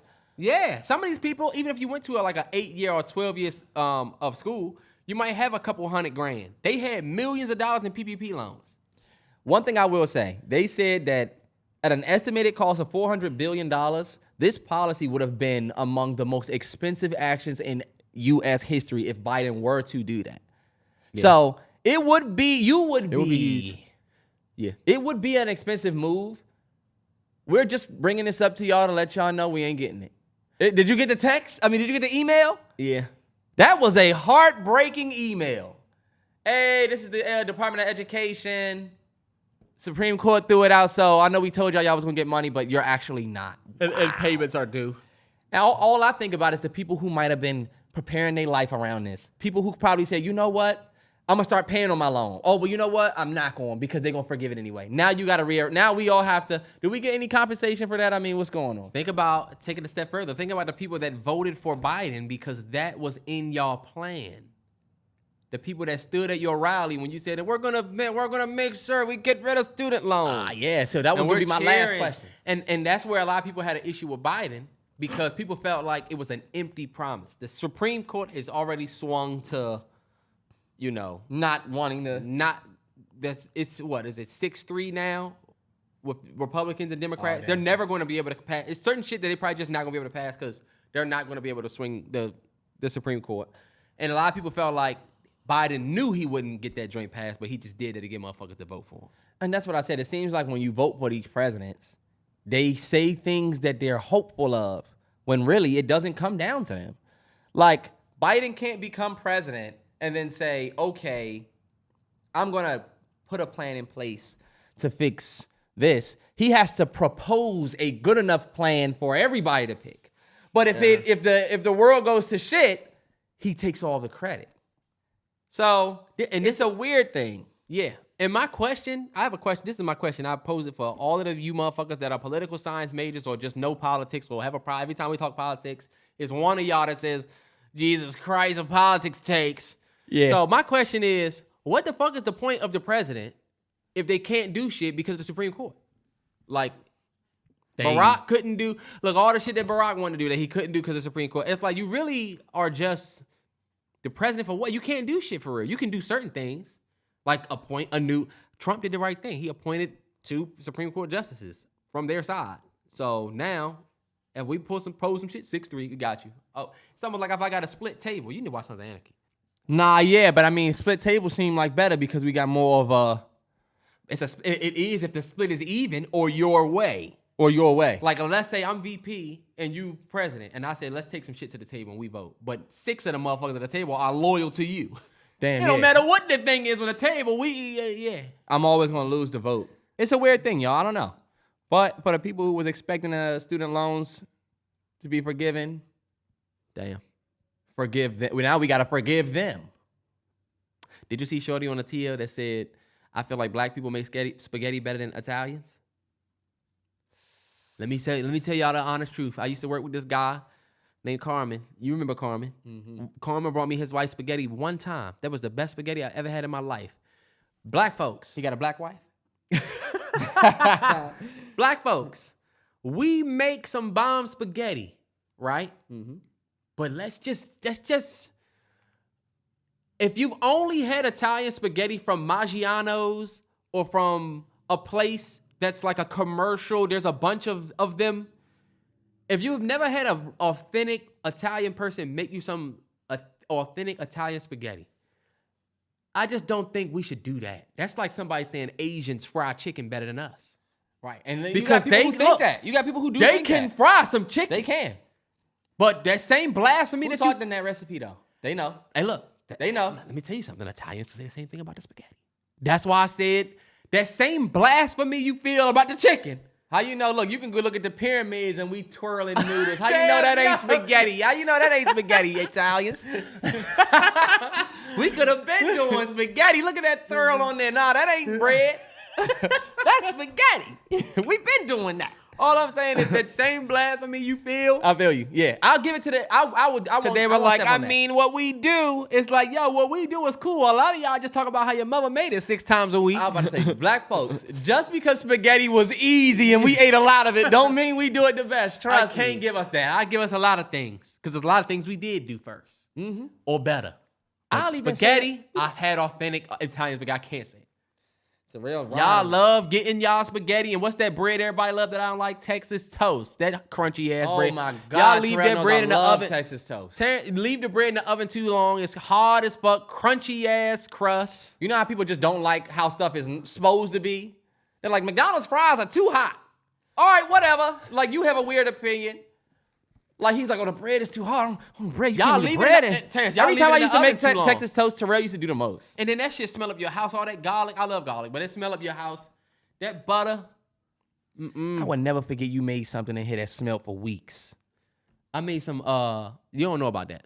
Yeah, I know. Oh, I know about it because I smelled it for a week. You don't know that. That's because we don't have the best ventilation system in this joint.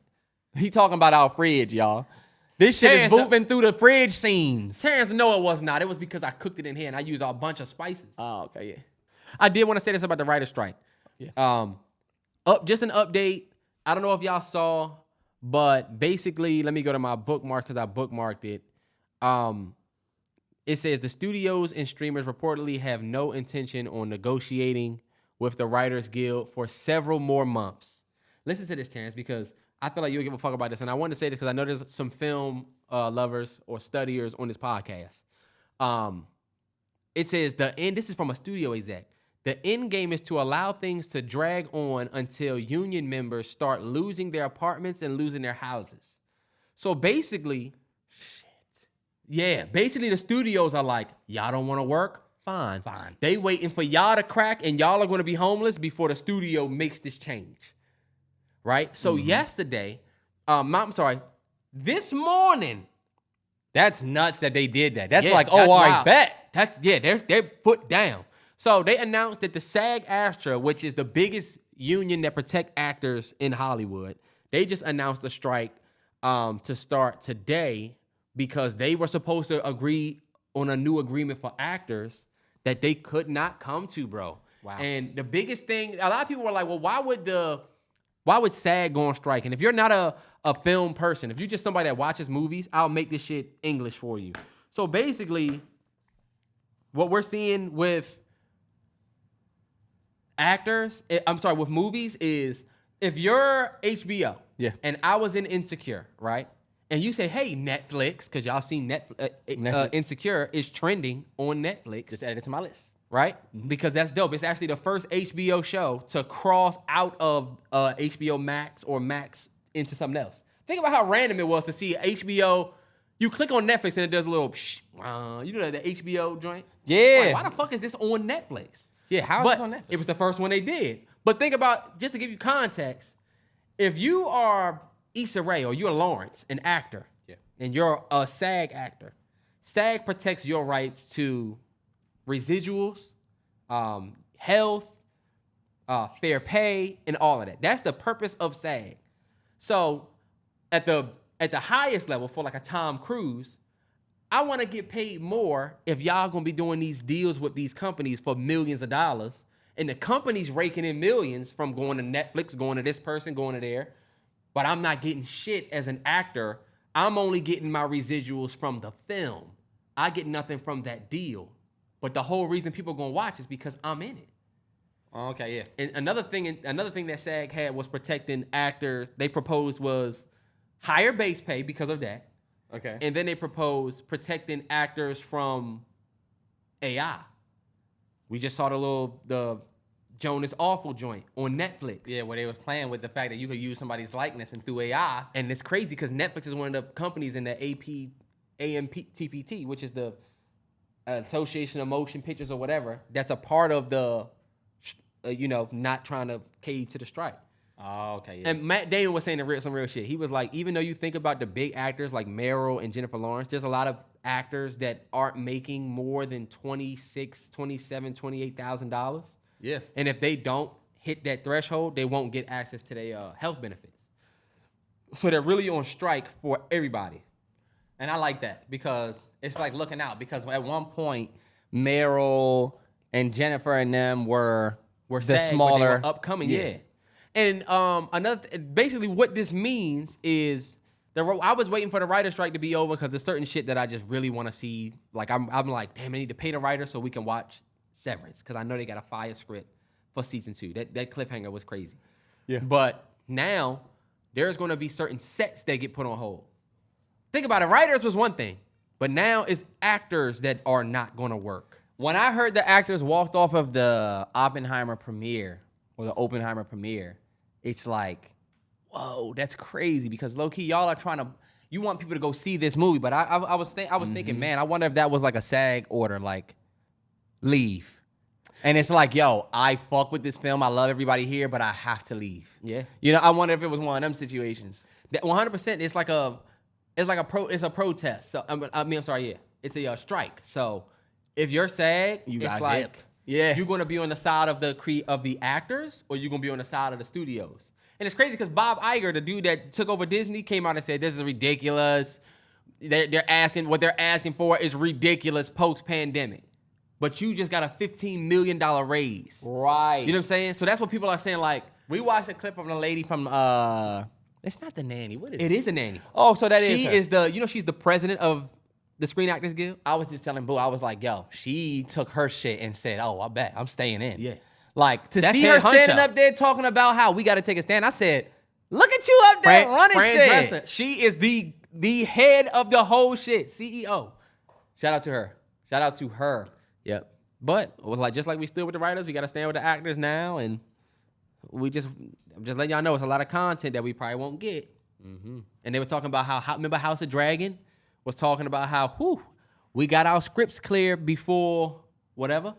All of those sets halt now, so everybody that SAG on them sets comes off them sets. Fuck. So just a little nerdy film shit. I'm sorry, you know. Yeah, Just we for the love. people So that- look, like you said, not a lot of content. Guess what y'all can start watching? WNBA.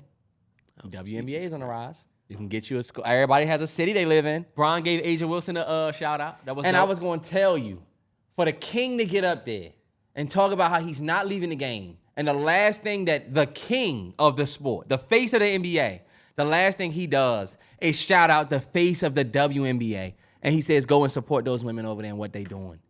You have no idea how much fans of the W and the women of the W really appreciate that. Because he did not have to do that. If you look at his speech, he was done and then he said, oh yeah, I will let y'all know this. LeBron, Kobe, all of the NBA greats that y'all fuck with, they all respect the W. Paul George going crazy and people saying he's better than Melo, and the little kids fuck with Paul George. Well, Paul George has had a couple different WNBA players on his podcast already. So, you not fucking with the WNBA, you're the loser. Sorry, because LeBron's not a loser. I mean, because, you know, he's the best. So, if LeBron fucks with it and you don't, then should we take your opinion? Lame ass nigga that's sitting there watching anime and then drawing and shit? Why? Or Why? LeBron? Why come for the niggas that watch anime? Because more niggas watch anime than they do the WNBA. It's up, Cup y'all. and some I'm almost up done. like in my hand. City on fire. City on fire. Is that the You heard that Kanye joint? City on fire. That joint is trash. Coming from the home of the really. You never heard that joint? That's the Kanye joint, right? That joint is trash to me, ain't it? Look, that joint is trash to me, and I don't know, is it? You have your own opinion. Name one of those songs from off season and watch me say, isn't that joint trash? 100 mil? 100 mil and I'm still on a grind? 100 Mil is actually dope. If you go back and listen to it, it's actually a great song. I don't know why you've always created hate for that, but you like songs like For a Nut. I would never understand. And look, I This never nigga- liked For a Nut. I need y'all to go look at the reaction. Terrell immediately hated it, and I said, well, maybe it's not that bad, and he said it's shit. And now he gets to go around saying I liked it. But you know what? Fuck it. I do like For a Nut. I can bust that bitch up For a Nut. Cause that little bitty watch costs nothing. Oh, you know what? That AP Skelly plane cost me nothing. All right, go ahead. Future and Quavo have something that's on the way that is getting ready to be fire. And what you think it's gonna be on? That Metro project. Nah, Quavo got a project coming. He does. Rocket Power. And that's gonna be fire. I'm adding that to my shit that I'm Most looking forward anticipated. Yeah. to. Because that snippet that I heard, you hear the snippet? I was telling Terrell we've done this before so many times on the podcast, but I definitely wanted to come back and spin a block on content that we see on social media that you won't see anymore. And I remember we've done this before where we've talked about things people do these days that they're not gonna do and things people eat. Me and Terrell have done this before, but this is gonna be mainly strictly social media. It's not a whole bunch of them, but I do feel like Terrell probably got to peek at the list that I got right here. I want you to explain some of these because Yeah. some of those have been around for. And that's why I Long told time. Terrell. What we getting ready to talk about right now is some futuristic shit. It is definitely not, oh, y'all gonna stop using razors because they gonna come out with a, nah, it's not that. This is what we see on our TL. So I'll start with this one. This is social media content that I think we're seeing them on our TLs now, and I think they gonna die after a while. First one being gym and fitness influencers. I'm gonna keep it a hundo. People have been influencing, working out, going to the gym, getting involved with fitness for years, right? 20 plus. We can admit that within the last 2 years, it has really become a social media niche, has it not? Yes, I will admit that. And I'm not saying that we will never see people working out or being fitness influencers, but the ceiling for that content has been reached. I don't think so. And you know what? Let me respond. And All then I'm you- gonna say is this one thing. I'll let you respond. The reason why I think the ceiling is going to be reached is because the only other thing different that you're going to do for that content is going to be outside of fitness. You're going to be the nigga that's lifting a lemonade stand or you lifting the side of a car because the fitness community is so starved with content because y'all, for real, lifting weights, running, it's all really the same. You're the biggest difference. The neighborhood is big enough for everybody to have a lemonade stand on each corner and still make bread. That's true. You know what I'm saying? That's true. So the way I look at the gym and fitness influencers is there's always going to be a need for it. People are always going to need to get in the gym. Okay. There's always going to be, and you can respond. You can. I know you have something to say about it, but I feel like there's always going to be a need for somebody to influence. It started with YouTube. Yeah. And with YouTube, you could go in there, do a 15-minute ad workout, and now we've kind of evolved into this is my day. Now we can actually take and go to the gym. You know what I'm saying? Like and see it from our phones. Yeah. So I don't think it's gonna die. I honestly think it will evolve. And to respond to what you said about the ceiling, I think like Charlie got a brand now. We watch Christian Guzman open his own gym. We don't know what the next person might do. That's why I said, like, opening gyms and all of that. Look how many people want to open gyms now and be athlete. I'm not talking about in the next 10 years or the next 20 years. I think it will eventually die because there's so much of it. You're right. We're always going to need people to influence us. But we used to have fitness influencers and then regular influencers. But now you're seeing influencers doing fitness, which is starting to mean that fitness is going to be like getting dressed. Fitness is going to be like, it's a regular part of your life. It's going to be out there so much. There are going to be so many fitness influencers that soon it won't be a niche. That's what I'm saying. Like, soon it won't even be a thing. It'll just be on social media, and it'll just be what it is. You said die, though.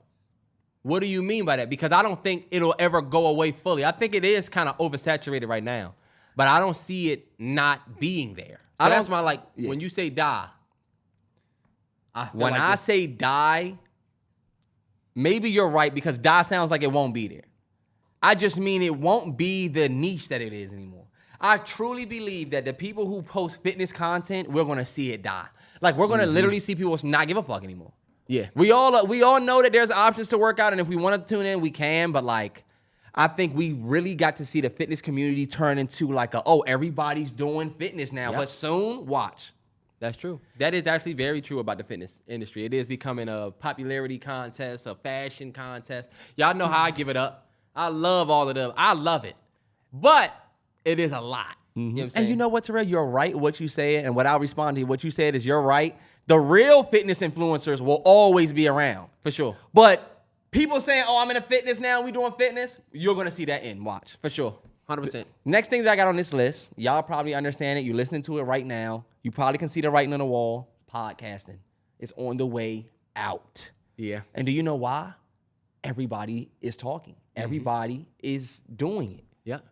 People are even starting shows now and calling them a podcast because of the niche that a podcast allows you to sit in. Oh, we got a podcast, but it's really a show like Oprah. Or it's really a show where we do this, but we're going to call it a podcast. Yeah.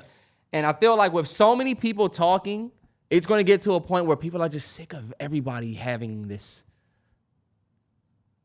show. You know? Okay. What else? This is what be my, not devil's advocate, but I got you. I knew you was going to devil advocate. Because the way I look at podcasting is, I do think it's getting to the point where it's a lot. I'll be honest. Me and Terrance started this podcast in 2020. There were big podcasts, but it was not like everybody had a podcast when we started. Podcasting is a very post-pandemic thing. Niggas was in the house. Niggas was quarantined. Niggas started podcasts. That is why we started a podcast, if you think about it. But when we started, it wasn't like what it is today. We actually was thinking back, we about to go out here and get a bag from this. But if I'm being completely honest with y'all, the podcasting really does not make you money like that. Unless you with one of these big companies and they not giving out money. Remember Spotify was giving out millions to Michelle Obama. And then remember, people thought, I'm about to start podcasting. A lot of celebrities, I'm about to start podcasting because you get some money over there. But now it's kind of dried up. But I don't think it's going to be gone. My bad, being along with it. I don't think it's going to be gone. Good. I don't think it's going to be gone. I think maybe it sticks around and maybe it grows to be like getting to the Grammys level where now they starting to reward podcasts. I don't think so at all. I think it will literally die because, like you said, there's no money in it. The people who are doing the big ones aren't even doing podcasts. These niggas are just interviewing people, and and now that's a podcast. And just because people think about it, regular people like me and Terrell, You know what we would have to pay to get somebody up here? We would have to pay them. Like, it'll become this business thing. And, like, it's too much of a risk to hope that they're going to watch our episode behind the other big ones. That's why I feel like once podcasting became about getting somebody to come on and once it became about that, then podcasting, it's not that there's a ceiling, but now it's a new variant. We all can't reach that next height for it. We can get a bunch of people listening, but to get to the next level, you got to get a star to come on your show, and we can't reach it. You got to have, and that's where the celebrity shit kind of took off because you got all these relationships already built. You can have somebody come on.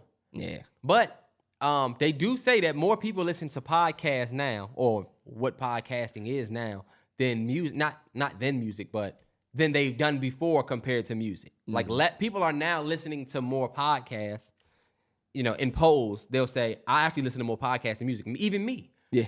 I listen to more podcasts than I do music. But you're right, though. Some of it be interviews. A lot of y'all listening to this might say, I disagree, and I think that podcasting is the future.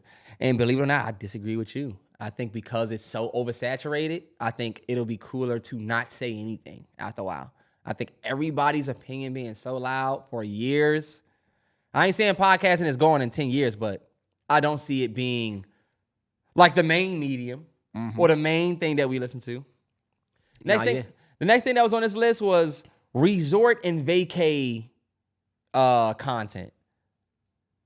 And y'all gonna be like, oh no, people will always want to go on vacay. But guess what? You're starting to see it now, Terrell. Think about it. Soon, everybody's going on vacay now. Everybody follows these. Everybody has followed women on Instagram, fellas that listen to this. You follow women and you just see them traveling everywhere. Think about it. We did not see that before. Traveling became a niche. But it's always been what everybody does. Yeah. A lot of people, go ahead. Go ahead and say what you guys say.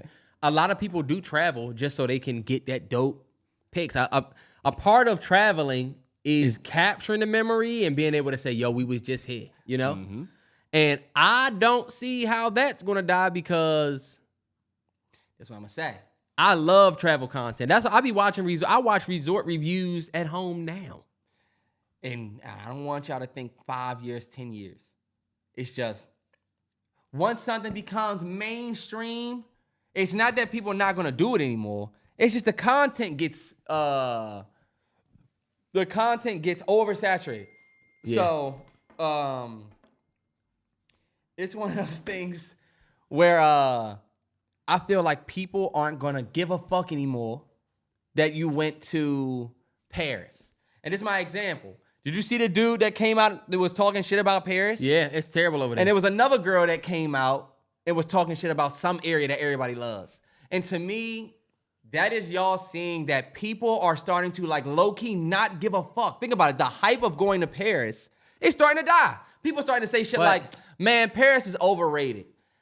Only reason why I'm saying that is like instead of you seeing people documenting their oh yeah, we went here, it's just going to be like a thing. It's not going to be as extravagant as you think. Watch.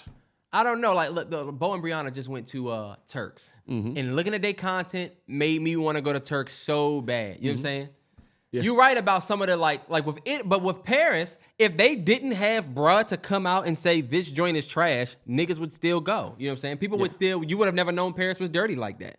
And you would have still went. Mm-hmm. I'm not saying but the good content that people post over somebody, one of my favorite fitness dudes on Instagram just got married, and he's somewhere, and I'm trying so hard to figure out what resort this is. Yeah. I'm watching everything he posts so I can try to see a name on a napkin or something, because I'm like, damn, what resort is that? And look, I don't want y'all to get it twisted that I'm saying that traveling is going to go anywhere. No, I'm saying the content, though. Or any of that.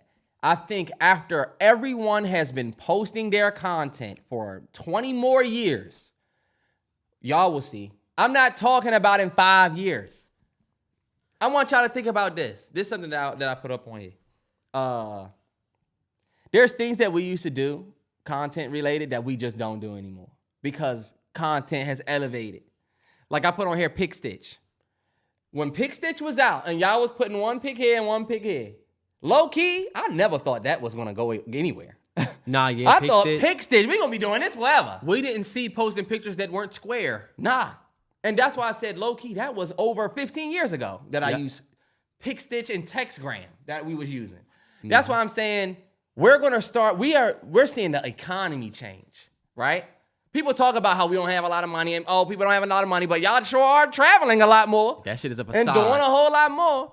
And that's why I'm thinking this part don't have really nothing to do with the economy's money. To me, it has everything to do with the fact that, you know what, traveling and then capturing it and then putting it together a dope reel, that's what we doing right now. But soon, maybe traveling stuff won't die, but I just don't think it's gonna be the same just because of the oversaturation. It is, but you know what? It's all a show. And the show is, you're right, the show is going to get bigger and worse, but we are in one of the worst positions ever. I watched a TikTok the other day where the dude was talking about how the Great Depression, the average income for one person was $4,000. That's all they had. And that was considered the Great Depression. $4,000. That $4,000 today translates to $88,000. Wow. The average right now for one person is like 34, 35 grand. So he was like, how are we not in a worse situation now than the Great Depression? He was like, all my history books said that the Great Depression was the worst. But right now, we just like doing worse. And did you see what they said about housing? Terrell, look, I'm not trying to get on the world is in a bad place. I'm just saying people are traveling. Yes, the world is in a bad place. I don't think that that's going to stop, though. I don't think you can say just because a nigga posted about Paris being bad and somebody said that people are going to stop doing it. I think that's going to continue to elevate. I think that maybe it will elevate, but I do also feel like it's just getting to a point where I see people now. I used to see people go to Cancun and be like, hey, look at this. And now I'm like, oh, y'all went to Cancun. And that's what makes me think, okay, sooner or later, your Cancun post is just going to be like when you post it out front of your crib. You know? Oh, you went to Cancun? Cool, whatever. Because everybody went to Cancun. So yeah, it won't be as thrilling. It is, even now isn't as thrilling when somebody goes somewhere. It's cool to see, but it's not like damn. And don't mix up what I'm saying, Terrell. These are gonna die, Terrance. And the reason why I'm saying that is because they're just not gonna be the social media trendy things anymore. Like, people will still do gym, do podcasts, and do resorts and vacations. But I don't think that it'll be the trendy thing. Like, so like what's going to take their place? Like I'm saying, now you're seeing people now, instead of traveling and saying how great it was, you starting to see people complain. And those videos are going more viral. So that's what you see people do. People will see that everybody likes basketball, but then they'll start saying, okay, well, this really ain't that cool about it. We've seen so many trends starting in that way. So you think people are going to stop posting their reels and stuff about vacation, and it's going to get taken over by people posting about how places are bad? No, I just think people aren't going to get the clicks that they would normally get for this content, and they're going to migrate to what will get clicks. The negativity. Like me saying I enjoyed my stay in Paris. Who gives a fuck? Me saying Paris is overrated. This is where I went. Hey, that's going to get more clicks. That's going to get more clicks, and that's going to influence people to not even really go, which is going to make traveling and vacationing this thing that's like, we doing it, but the content is going to be... You're arguably doing resort vacation content just a different way. But you're not influencing. You're saying don't travel. That's why I'm saying that the content will die. But you still have to travel. And okay, Terrell, it might not die. Let's move on to the next one. Because low-key, he doesn't think any of them that I've said so far would die. I'm not here to argue and go back and forth for an hour. You know, I don't even want to say you know what? Fuck that. This one, Terrell, will die. All right. People, and I know y'all have seen this content. This content kills me. Terrell, you see what it says right there. You go ahead. So, Instagram is promoting Reels right now. So, here's just a video of me because, hey, look. Take your lazy ass somewhere and do something else. Because I'm so sick of seeing that. Well, Instagram is promoting Reels. So here's a video. I mean, hey, look. You could post a song and be more creative than that. But that's not what's going to go viral. Because what you're saying right now, because that sound... This sound is trending. Trending sounds is new still. Trending sounds, yeah. That's a trending sound. The lazy aspect of you're saying the algorithm. That's like saying, you know, Instagram is promoting this reel, so that's going to eventually die. That sounds like a post that you got on your page that you eventually delete, right? I'll give you that. That's But gonna it's die. that's such a niche, small thing because trending sounds is going nowhere. Trending sounds won't go anywhere, but that type of trending sound, I feel like that era of the shortcutting content. Instagram is promoting dumps, so I'm just gonna add a dump, or I'm just gonna add this. Photo dumps might go away. We might start doing something else. You know how we do a dump now? You can post like little different shit in there. Yeah, the lazy getting in the mix thing, like I put on here as well. Remakes. I think us remaking content, I think that's gonna die. We did not come from remaking content. We lived in a world where everything was original. Everything you did was original. Even on Vine, they weren't remaking Vines. The remixing and redoing on TikTok is something that they do now. But I think in the future, I think it's gonna be lame to copy somebody. Watch. Y'all gonna think that I'm tripping right now, but I think later It's already kind of like it already is like, oh, you just doing what this person's doing.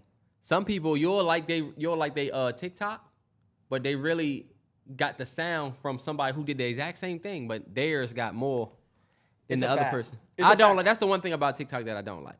And look, we can end this right here. I don't got no more. All I'm just gonna end it and say is, y'all see how we looking at the movie industry, and we just feel like we've seen so much bullshit that we starting to really like not give a fuck because of how much bullshit we seen. If y'all don't think that we can feel the same way about social media, trust me, That's a fact. this same content we're seeing, y'all, for 20 more years. Did you see the dude that was like, y'all can't? I forget what he said, but he was like, there's no way that y'all are just permanently thinking this. Like, some of y'all have to be really happy when you get off of here. And it's like, it just comes from, to me, tweets like that come from being the same content being spun over and over. Yeah. And then honestly, with the film industry, it's also kind of like we have gotten the industry, just the world period is so nostalgic. Everything is based on nostalgia. You know what I'm saying? Yeah. People doing these fucking song mashups. You put a fucking J-Lo beat over a new track, or you put people doing that. It's all nostalgia based. Yeah. And a lot of the new kids don't even know the original like we didn't. You know what I'm saying? It just But seemed like with new. movies, it's worse than it's ever been when it comes to nostalgia. 100. They remade, they remade this. They actually made this in the 70s. Now, everything is a remake or a rehash. And they don't give a fuck. And I'm hoping that dies too. I didn't put this on the list, but I was gonna put food reviews. But not just food. I mean the people that do this. Okay, so what we're doing is I'm gonna start off, and I'm starting by preheating the oven. Preheating my oven 375. I take my Terrance. Terrance. That will die. Watch. Why? I love that. You know how many recipes I've gotten? Y'all That will air see. fried chicken that I make? Why Would that die? it's gonna die? Think about it. Why wasn't it around before? Because they niggas didn't have TikTok. Right. And all I'm gonna tell y'all now, They were on YouTube for years. think about it. People been cooking for years and all of that. But we not talking about hobbies, y'all. When y'all go back and listen to this, or if you listen this far, we not talking about hobbies. We talking about content and what's getting clicks. Yes, niggas who giving you the niggas are giving you recipes, Terrell. But and maybe it's just me.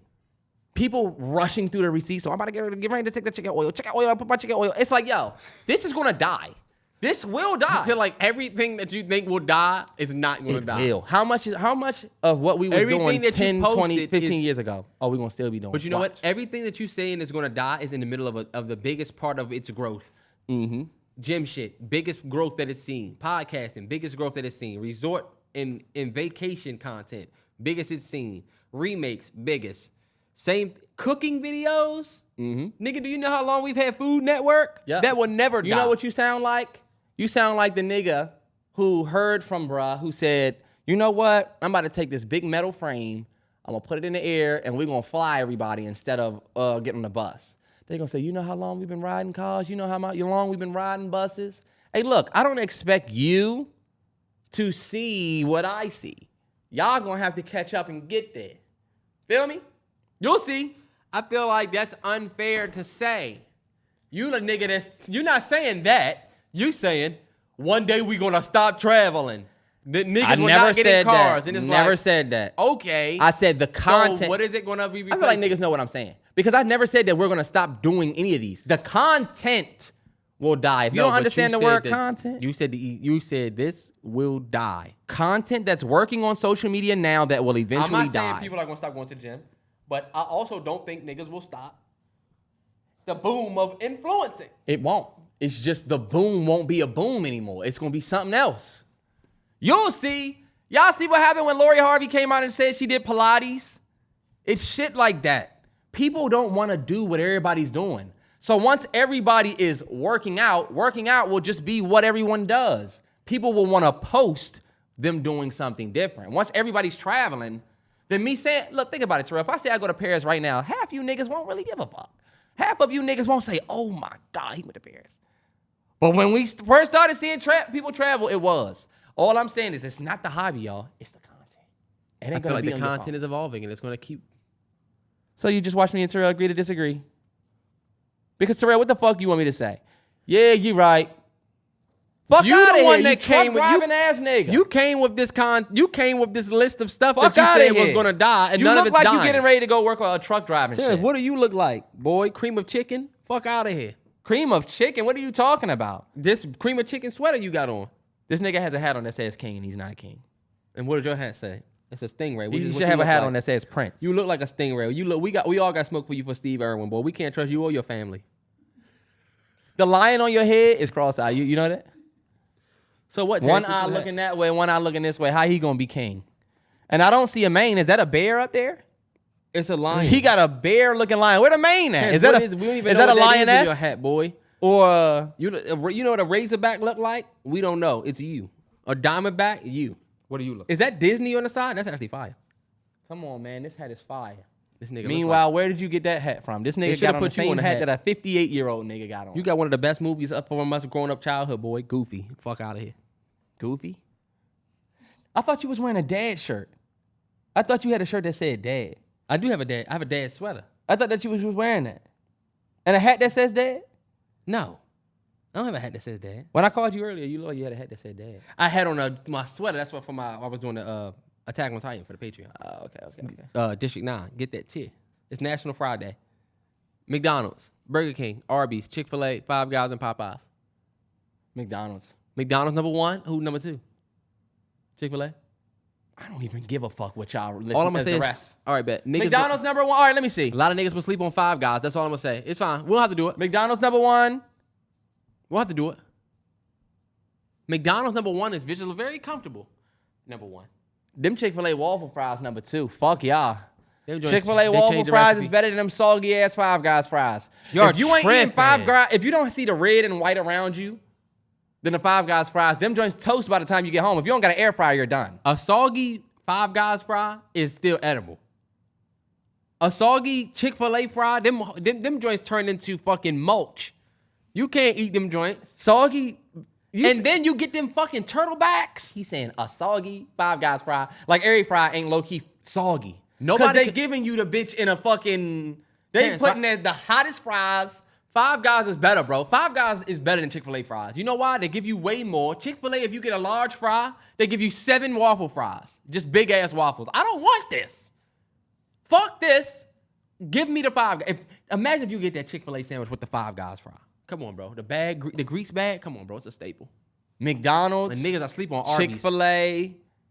Chick-fil-A got the taste though. You thinking about the quantity of the Five Guys fries, but the Chick-fil-A got the taste. Chick-fil-A had the taste. Remember when Hip Hop Fish and Chicken stopped sweetening up the yams and they took the salt out the map? That's exactly what happened with Chick-fil-A fries. Course of action, turn up first and foremost. Course of action, I feel like is a great part of the podcast. I do this every time we do course of action. Y'all probably don't give a fuck. Yeah. But I think course of action is a dope part of the podcast. We try not to make it so much about your significant other, but most of the time, that's what we got. All right, you ready? Mm-hmm. You go to open your significant other's phone. You go to open your significant other's phone, and their password is different. You already knew the password. So you know your girl password right now, 100%. right? So just picture you say, oh, let me see your phone, bae. Yeah, I'm about to just go in the joint. You know? No? Oh, yeah? What's your next course of action? Why the fuck you change your password? That's what you say to your girl? Look, who are you talking to? Try again. Now you in the doghouse. Nah, but that I would think. But I feel that, Now though. you Yeah. you want some bullshit. Why did you change your password? First of all, the way me and my girl work, like when it comes to like our phones and DoorDash and this and hey, look, check that. What is this? What this say? We be in each other's phone. You know what I'm saying? Yeah. If you changed your password and then said what? I just want a different one. You better give me this password right now. Yeah.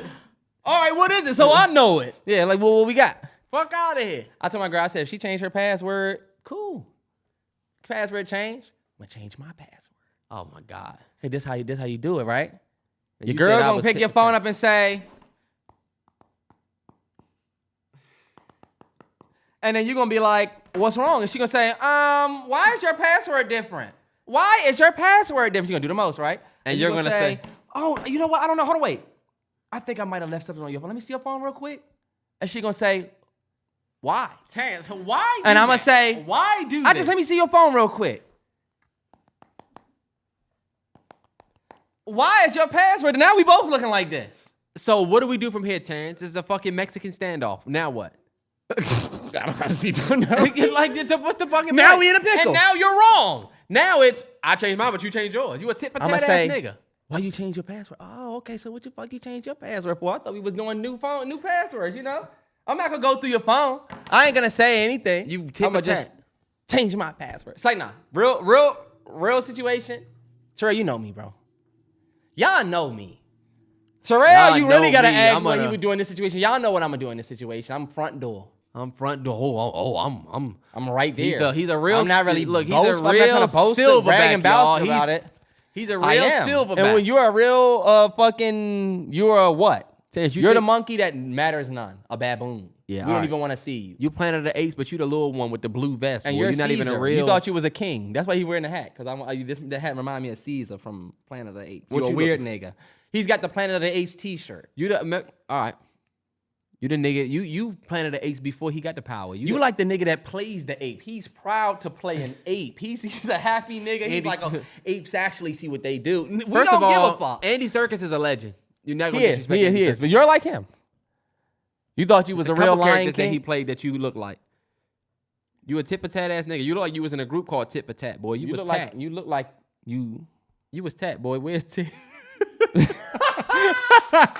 Hey Tat, let me get an autograph. Hey, let me get an autograph, Tit for Tat. Tat is a dope ass group name. Whatever. You was Tit. Where's Tat? Anyway, the nigga's funny. You a funny nigga. Look, I'm gonna shoot you after this. You a funny nigga. I'm shooting him. Okay. It says your lady posts pictures on Instagram, and fellas, I feel like some of y'all this is gonna hit a chord. Your lady posts pictures on Instagram, and you got a boy that like every pic soon as it drop. Bow, bow. Right? 2 minutes, and your boy, right? Soon as your lady posts, he's right there. What's your course of action?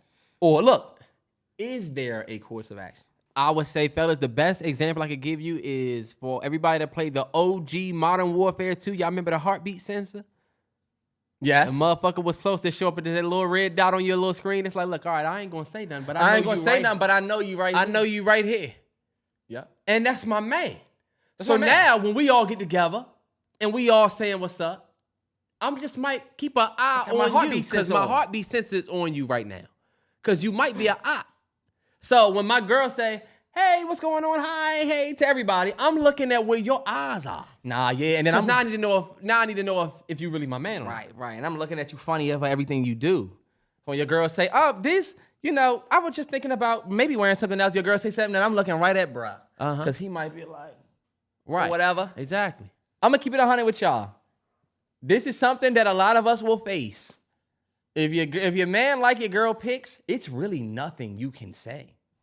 Hey, bruh, I just think it's funny that every time she posts, you But sometimes look what you look like. Your man about to be like, whoa, because guess what? You could always play it. I'm not doing nothing wrong. I'm supporting your girl. Bet I won't do it anymore. But now, low-key, him not liking the pics, now we don't know what he thinking. That's what I'm saying. I'm not Nah, going but to say now nothing he's because looking low-key, at you you. going to pull it off and you just still going to be... But now he could be looking at you like you the one that's insecure. That's why you don't say anything, because it make you look like, oh, this nigga worried about somebody gonna take his bitch. You know? That's how niggas think. And this is what you gotta do. Yeah, You you're right. just gotta let that shit rock. Just let it rock. I wouldn't If say your nothing to girl, nobody. and this is my thing. I have friends that have girlfriends that I follow, a bunch.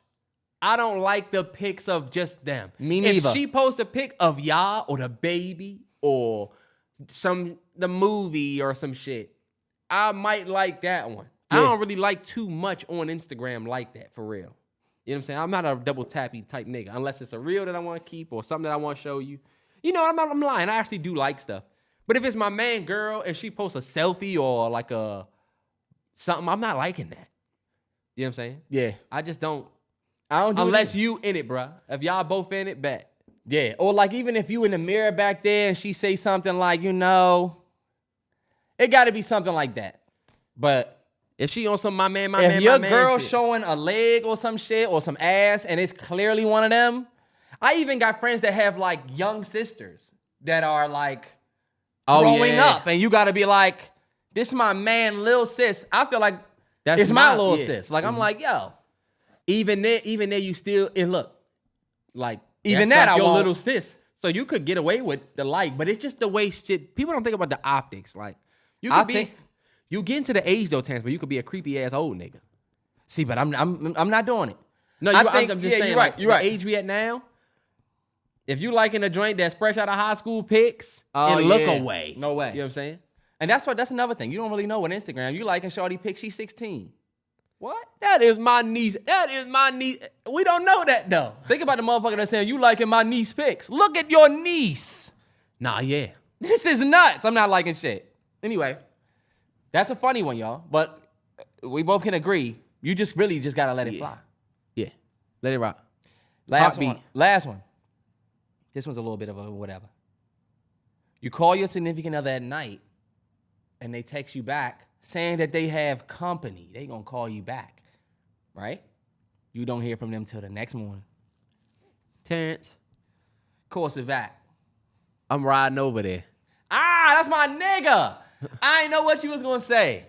I'm 100% riding by the house. So look, fuck this course of action. And I'm seeing who calls. Have you ever yourself been in this situation and pulled up on somebody? Have you done that?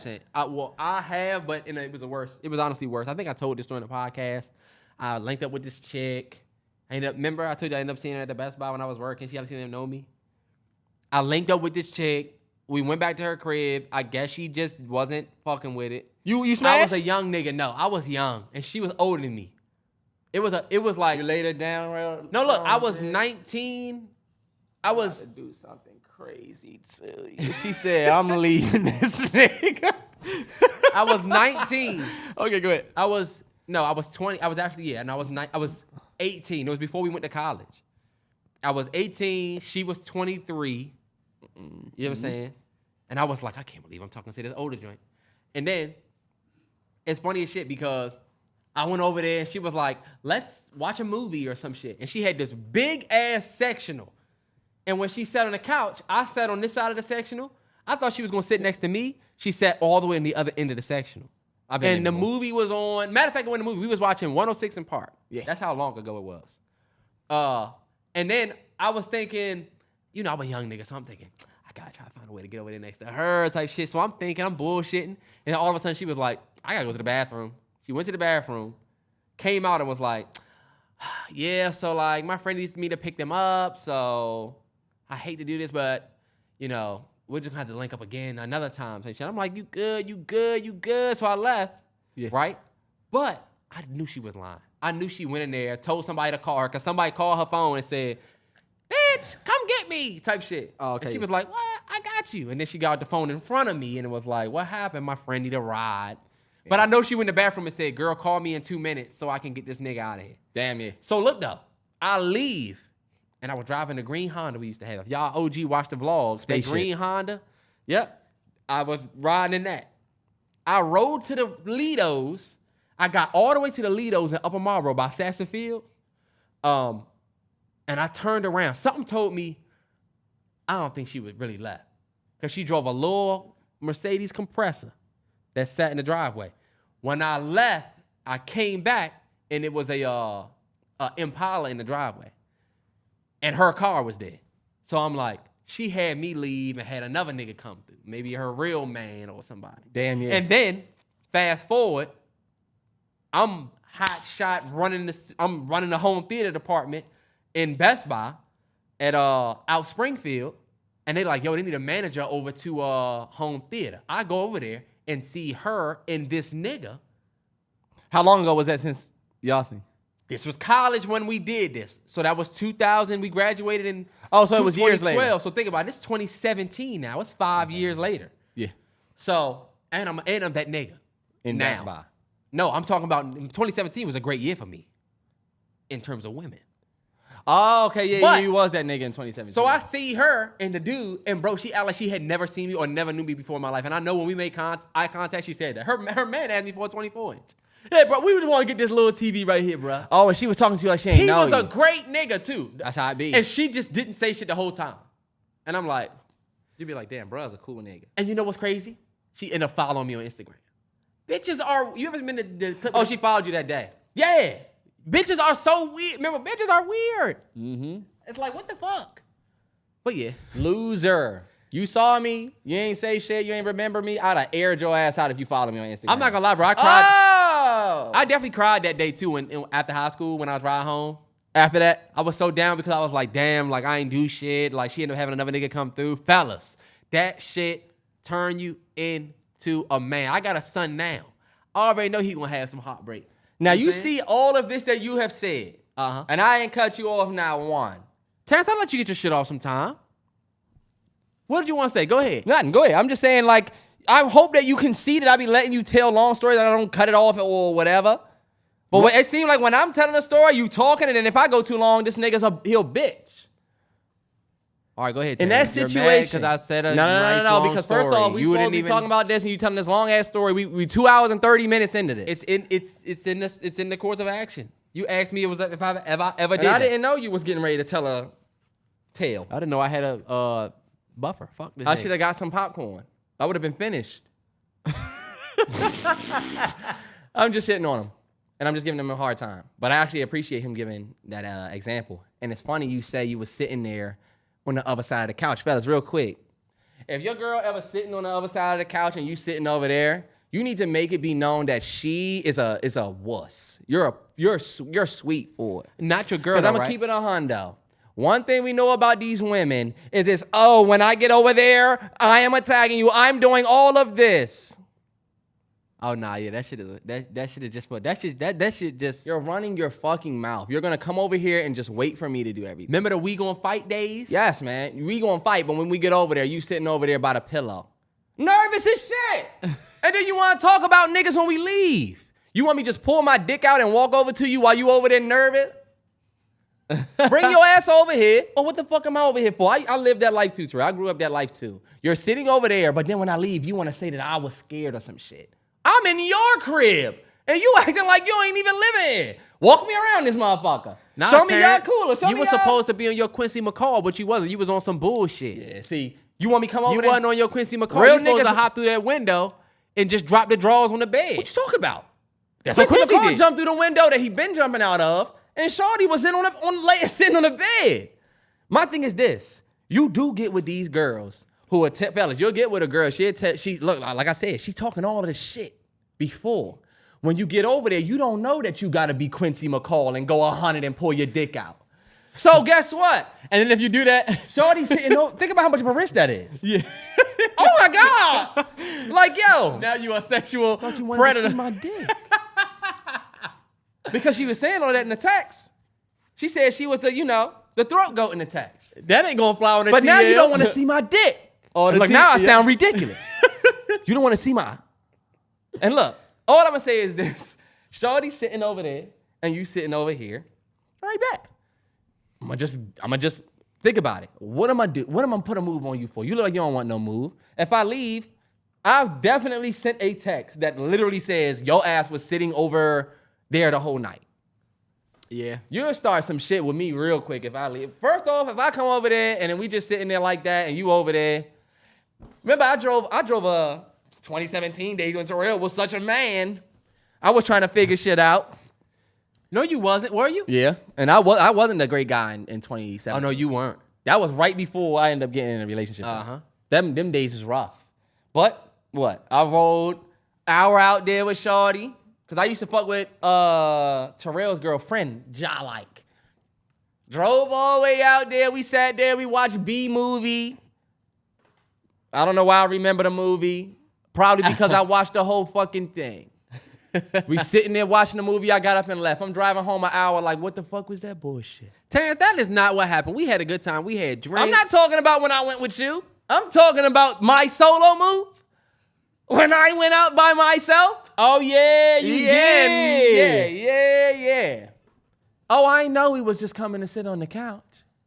You was too pussy. You supposed to be like Slim. That was back in the days like where Slim from the Wood. You And supposed to look, say you let that nigga Terry bone. You That's supposed what, to be that that was nigga. back in the days where I just feel like I was fucking with them wrong ones. I'm not supposed to be fucking with the ones that's gonna sit over there like this. I'm gonna sit right over here like this. See y'all. So you don't want to have to put forth no initiative. Nah, I one will, of but them- you gonna have to look I want like a you girl. want. I want a girl that's aggressive. You want to. What are you getting ready to do to me? Yeah. You start telling her what you want to do, you getting ready to take my shirt off? Anyway, You one of them niggas. nah. I'm just like, yo, you gotta look like you want some shit to happen. Because if you just sitting there, low key, I'm the type of nigga that's like, yo, if you just trying to sit here and we not even vibing, I can't even. You got, all right, fellas, for real, you gotta make sure you, if you get shorty laughing, then you can kind of move close. Oh, I'm doing all the way over here. What we? Something. But if the energy whack, I'm sitting right over that side and I'm just gonna take it for how it is. I've wasted so much time of my life, especially like with women, being scared to like say Say shit that. or do some shit. Yeah. Once I got to the age where it was like, all right, I've been around the block. You know what I'm saying? I never forget. 20. I'm not gonna tell them a story. Go ahead. Fellas, you in the driver's seat. That's all I'm gonna say. Fellas, you're in the driver's seat. You Your gotta be, woman's yeah. gonna talk shit. She's not gonna do shit. She's not gonna do shit. She's just gonna talk shit. And you know what? It took me easy. I was over 21. You was not over 21 what? Terrance, I don't like this. You don't like what? This smirking, this. I'm living a real life. I'll say this. I'm giving you my experience. I was over 21. What don't you like about my smirk? No, what I was getting ready to say. Oh, you talking because I'm smirking at her. Yeah, like I'm here to do a job.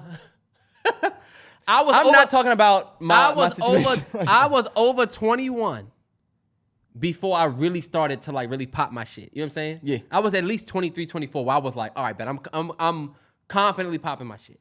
You know what I'm saying? So it But definitely you was sometimes that man in 2017. Nah, sometimes it take time. I was still him in 2017. Terrance, it was 2017. I was 25. Oh, okay. I'm 30 now. 29. We nigga some telling old me his niggas. age like I ain't You know. probably still think you was a tyke in 2018. Nah, you was over 25. You a old ass nigga. I was a You tyke. old ass I clown was with not that over. old I ass was style. not over 20. Let a young nigga shine. Terrell, I was not over 2018, 25. you was 26. Nigga, no the fuck I wasn't. 2018 was 5 years ago. And how old are you now, Terrance? You're 29. So that was 24. You was 25 years old. You said I was 26. 18, 19, 20, 20. No, 18, 19, 20, 21. And we already had our birthday this year. Okay, you was a little younger. You was still an old ass nigga. I was definitely You still wasn't above. 18? I could have bought a cigarette for some You years. could have bought some A drink- years. A drink for Drink some for years. some years. Yeah. Nigga had a couple red flags on his license already. Did never have a red flag on my license, but I get what you're saying. Because I'm a perfect immaculate driver. Terrell, That's funny. he's crashed. Terrance, I've never crashed. You have crashed. Oh, I have crashed. I wasn't a crash. I slid a little bit on the Are you kidding me? Terrell came home, our car looked, it looked completely completely destroyed. fine. And he tried the to wheel say, was fucked. Terrance, I I'm just getting was off driving a little fast and slipped and hit a wall, bro. It was an icy ass What? night. It was an icy ass night. I was taking anybody that live in Maryland. I was taking the 7-8 exit where you getting ready to go across you're getting ready to go across The whole side of the car was like this, you're y'all. getting ready to go past the Dave & Buster's in Largo. And I just kept sliding into the guardrail because it was ice. This nigga Terrance, go look at the Y'all know how a car's wheel be lodged up into the... His shit was lodged. His shit started knocking when you drove. Terrance, that's That not one crash fucked that car up. And Terrell always to this day makes it seem like it was just this slip on ice. it fucked the hubcap up. This nigga came home, y'all. We got silver wheels. This nigga pulling up with 2 black wheels. 2 black wheels. I said, what happened, nigga? I didn't know he crashed until he got home. That was scary as shit too. You know how you ride home in silence, scared as shit? Yeah. I rode all the way home in silence. He's listening to the car. My car making these weird. I think that's my... I don't even hub, have. my It's gas. cold outside. I didn't even have the heat on. I wanted to hear everything. I said I fucked up. How we gonna get to work? All right, come on, see movie suggest. My movie, You go first. I go first. My movie suggestion of the week is called Enemy by Denis Villeneuve, Jake Gyllenhaal. It's a movie about, let's say you somebody and you sitting in the house and you watching a TV show and you literally see yourself in the background. Joanne is awful, Nah. but not that. Like I'm watching a movie, but the lady walks into the hotel and the bellhop that walks out, I'm like, hold up. That nigga looks just like me. It's a movie that has a play on doppelgangers. But there's a twist. So Denis Villeneuve has done Dune, Prisoners. With Jake Gyllenhaal. He's That's a great done duo. so much shit. Did Denis Villeneuve do it's over the S. And it came out with 2. Sicario, no. Sicario? No, he did do Sicario. No, he didn't. He did do Sicario. He did. He got hit us. He did Prisoners. He did. He did Dune. Blade Runner? He was on Blade Runner with what's the name? Okay. But Was that? Sicario what's was the name? actually Did he one come of his back ones. and do that? He did Arrival. But yeah. Arrival 100. He's a hitter. So Enemy is one of the. It was a good movie. It's gonna confuse you. You got to go watch the YouTube video afterwards. But Not yet. My movie suggestion of the week, y'all, believe it or not, I'm in a space in my life now where I'm watching movies that I've seen already. So I don't want to recommend a movie that y'all have already seen. I actually think I'm going to recommend something that y'all will actually enjoy watching more than a movie. Some of y'all are getting off on, JCS Criminal Psychology. We've talked about that before. It's a YouTube channel where they do they show an investigation basically. There's a YouTube channel called Red Tree Crime. And it's funny I'm giving y'all this because I know y'all sitting in there, you need some shit to watch because you about to eat or whatever. I'm gonna put the link in the description of the YouTube or the visual. But for the people who just listen, it's called Red Tree Crime, and you need to search When Dumb Criminals Lie to Detectives. Surreal probably gonna find it, or he probably gonna look for it. I'm telling y'all to watch this video strictly for the detective, right? Strictly for the detective. The detective is this down south fucking, I don't even know where they from, but it's basically about this money laundering scandal, and they got this lady in they crosshairs. If you never looked at JCX Criminal Psychology or any of these channels, they're the best thing to look at to see exactly how those interrogation situations go. For my filmmakers, if you're looking I started watching because I was thinking about writing a interrogation scene, and I wanted to know what it was really like. And in my research, I found that channel. But when I tell y'all that this fucking detective, the way that he does his, you had never a little, touch me. You had a little hair up there. I helped the nigga out. You think you ain't got stuff up on that brim with a lion's eye? Maybe that's why he looked like hopefully, that. if you did see something, you would help. I don't think I can fix what you got going on up here. All right, bet. The next time I'm gonna leave it up there. Anyway, y'all click the link in the bio and go watch this detective fucking read this fucking lady. And I promise you, it'll put you on a string of just watching a bunch of them. Trust me. This nigga gave a YouTube video for his movie. It's better than me telling y'all a movie to watch, because you know what I'm starting to feel like, y'all? Y'all not going and watching these movies. Man, people do, man. You gotta stop discounting our film crowd. I'll give an extra one. We give a movie to watch every week. It is nothing wrong with giving a slight video. You're right. I did watch Ray on Netflix because they put it back up there, Jamie Foxx. Mm-hmm. He smoked it. Speaking of Jamie Foxx, you see how they put that fake ass video out saying that Jamie Foxx helped somebody and it was fake? Yeah. It was old? And you see why the SAG actors are trying to get their likeness protected from AI and shit like that? Think about how easy it is for us to just lie and say that was you. I mean, that don't got nothing to do with AI, right? But it's just the fact that they could go on there and say this is you, and they could get traffic and push ads and shit off your likeness. I should be protected from that if I'm Jamie Foxx. You're right. Prayers up for Jamie Foxx. We don't know what's going on, man. Prayers up. Shout out. Hey, look, y'all, but that's the end of 159.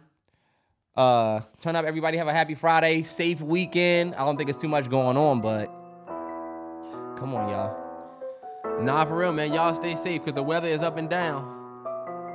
160 next week?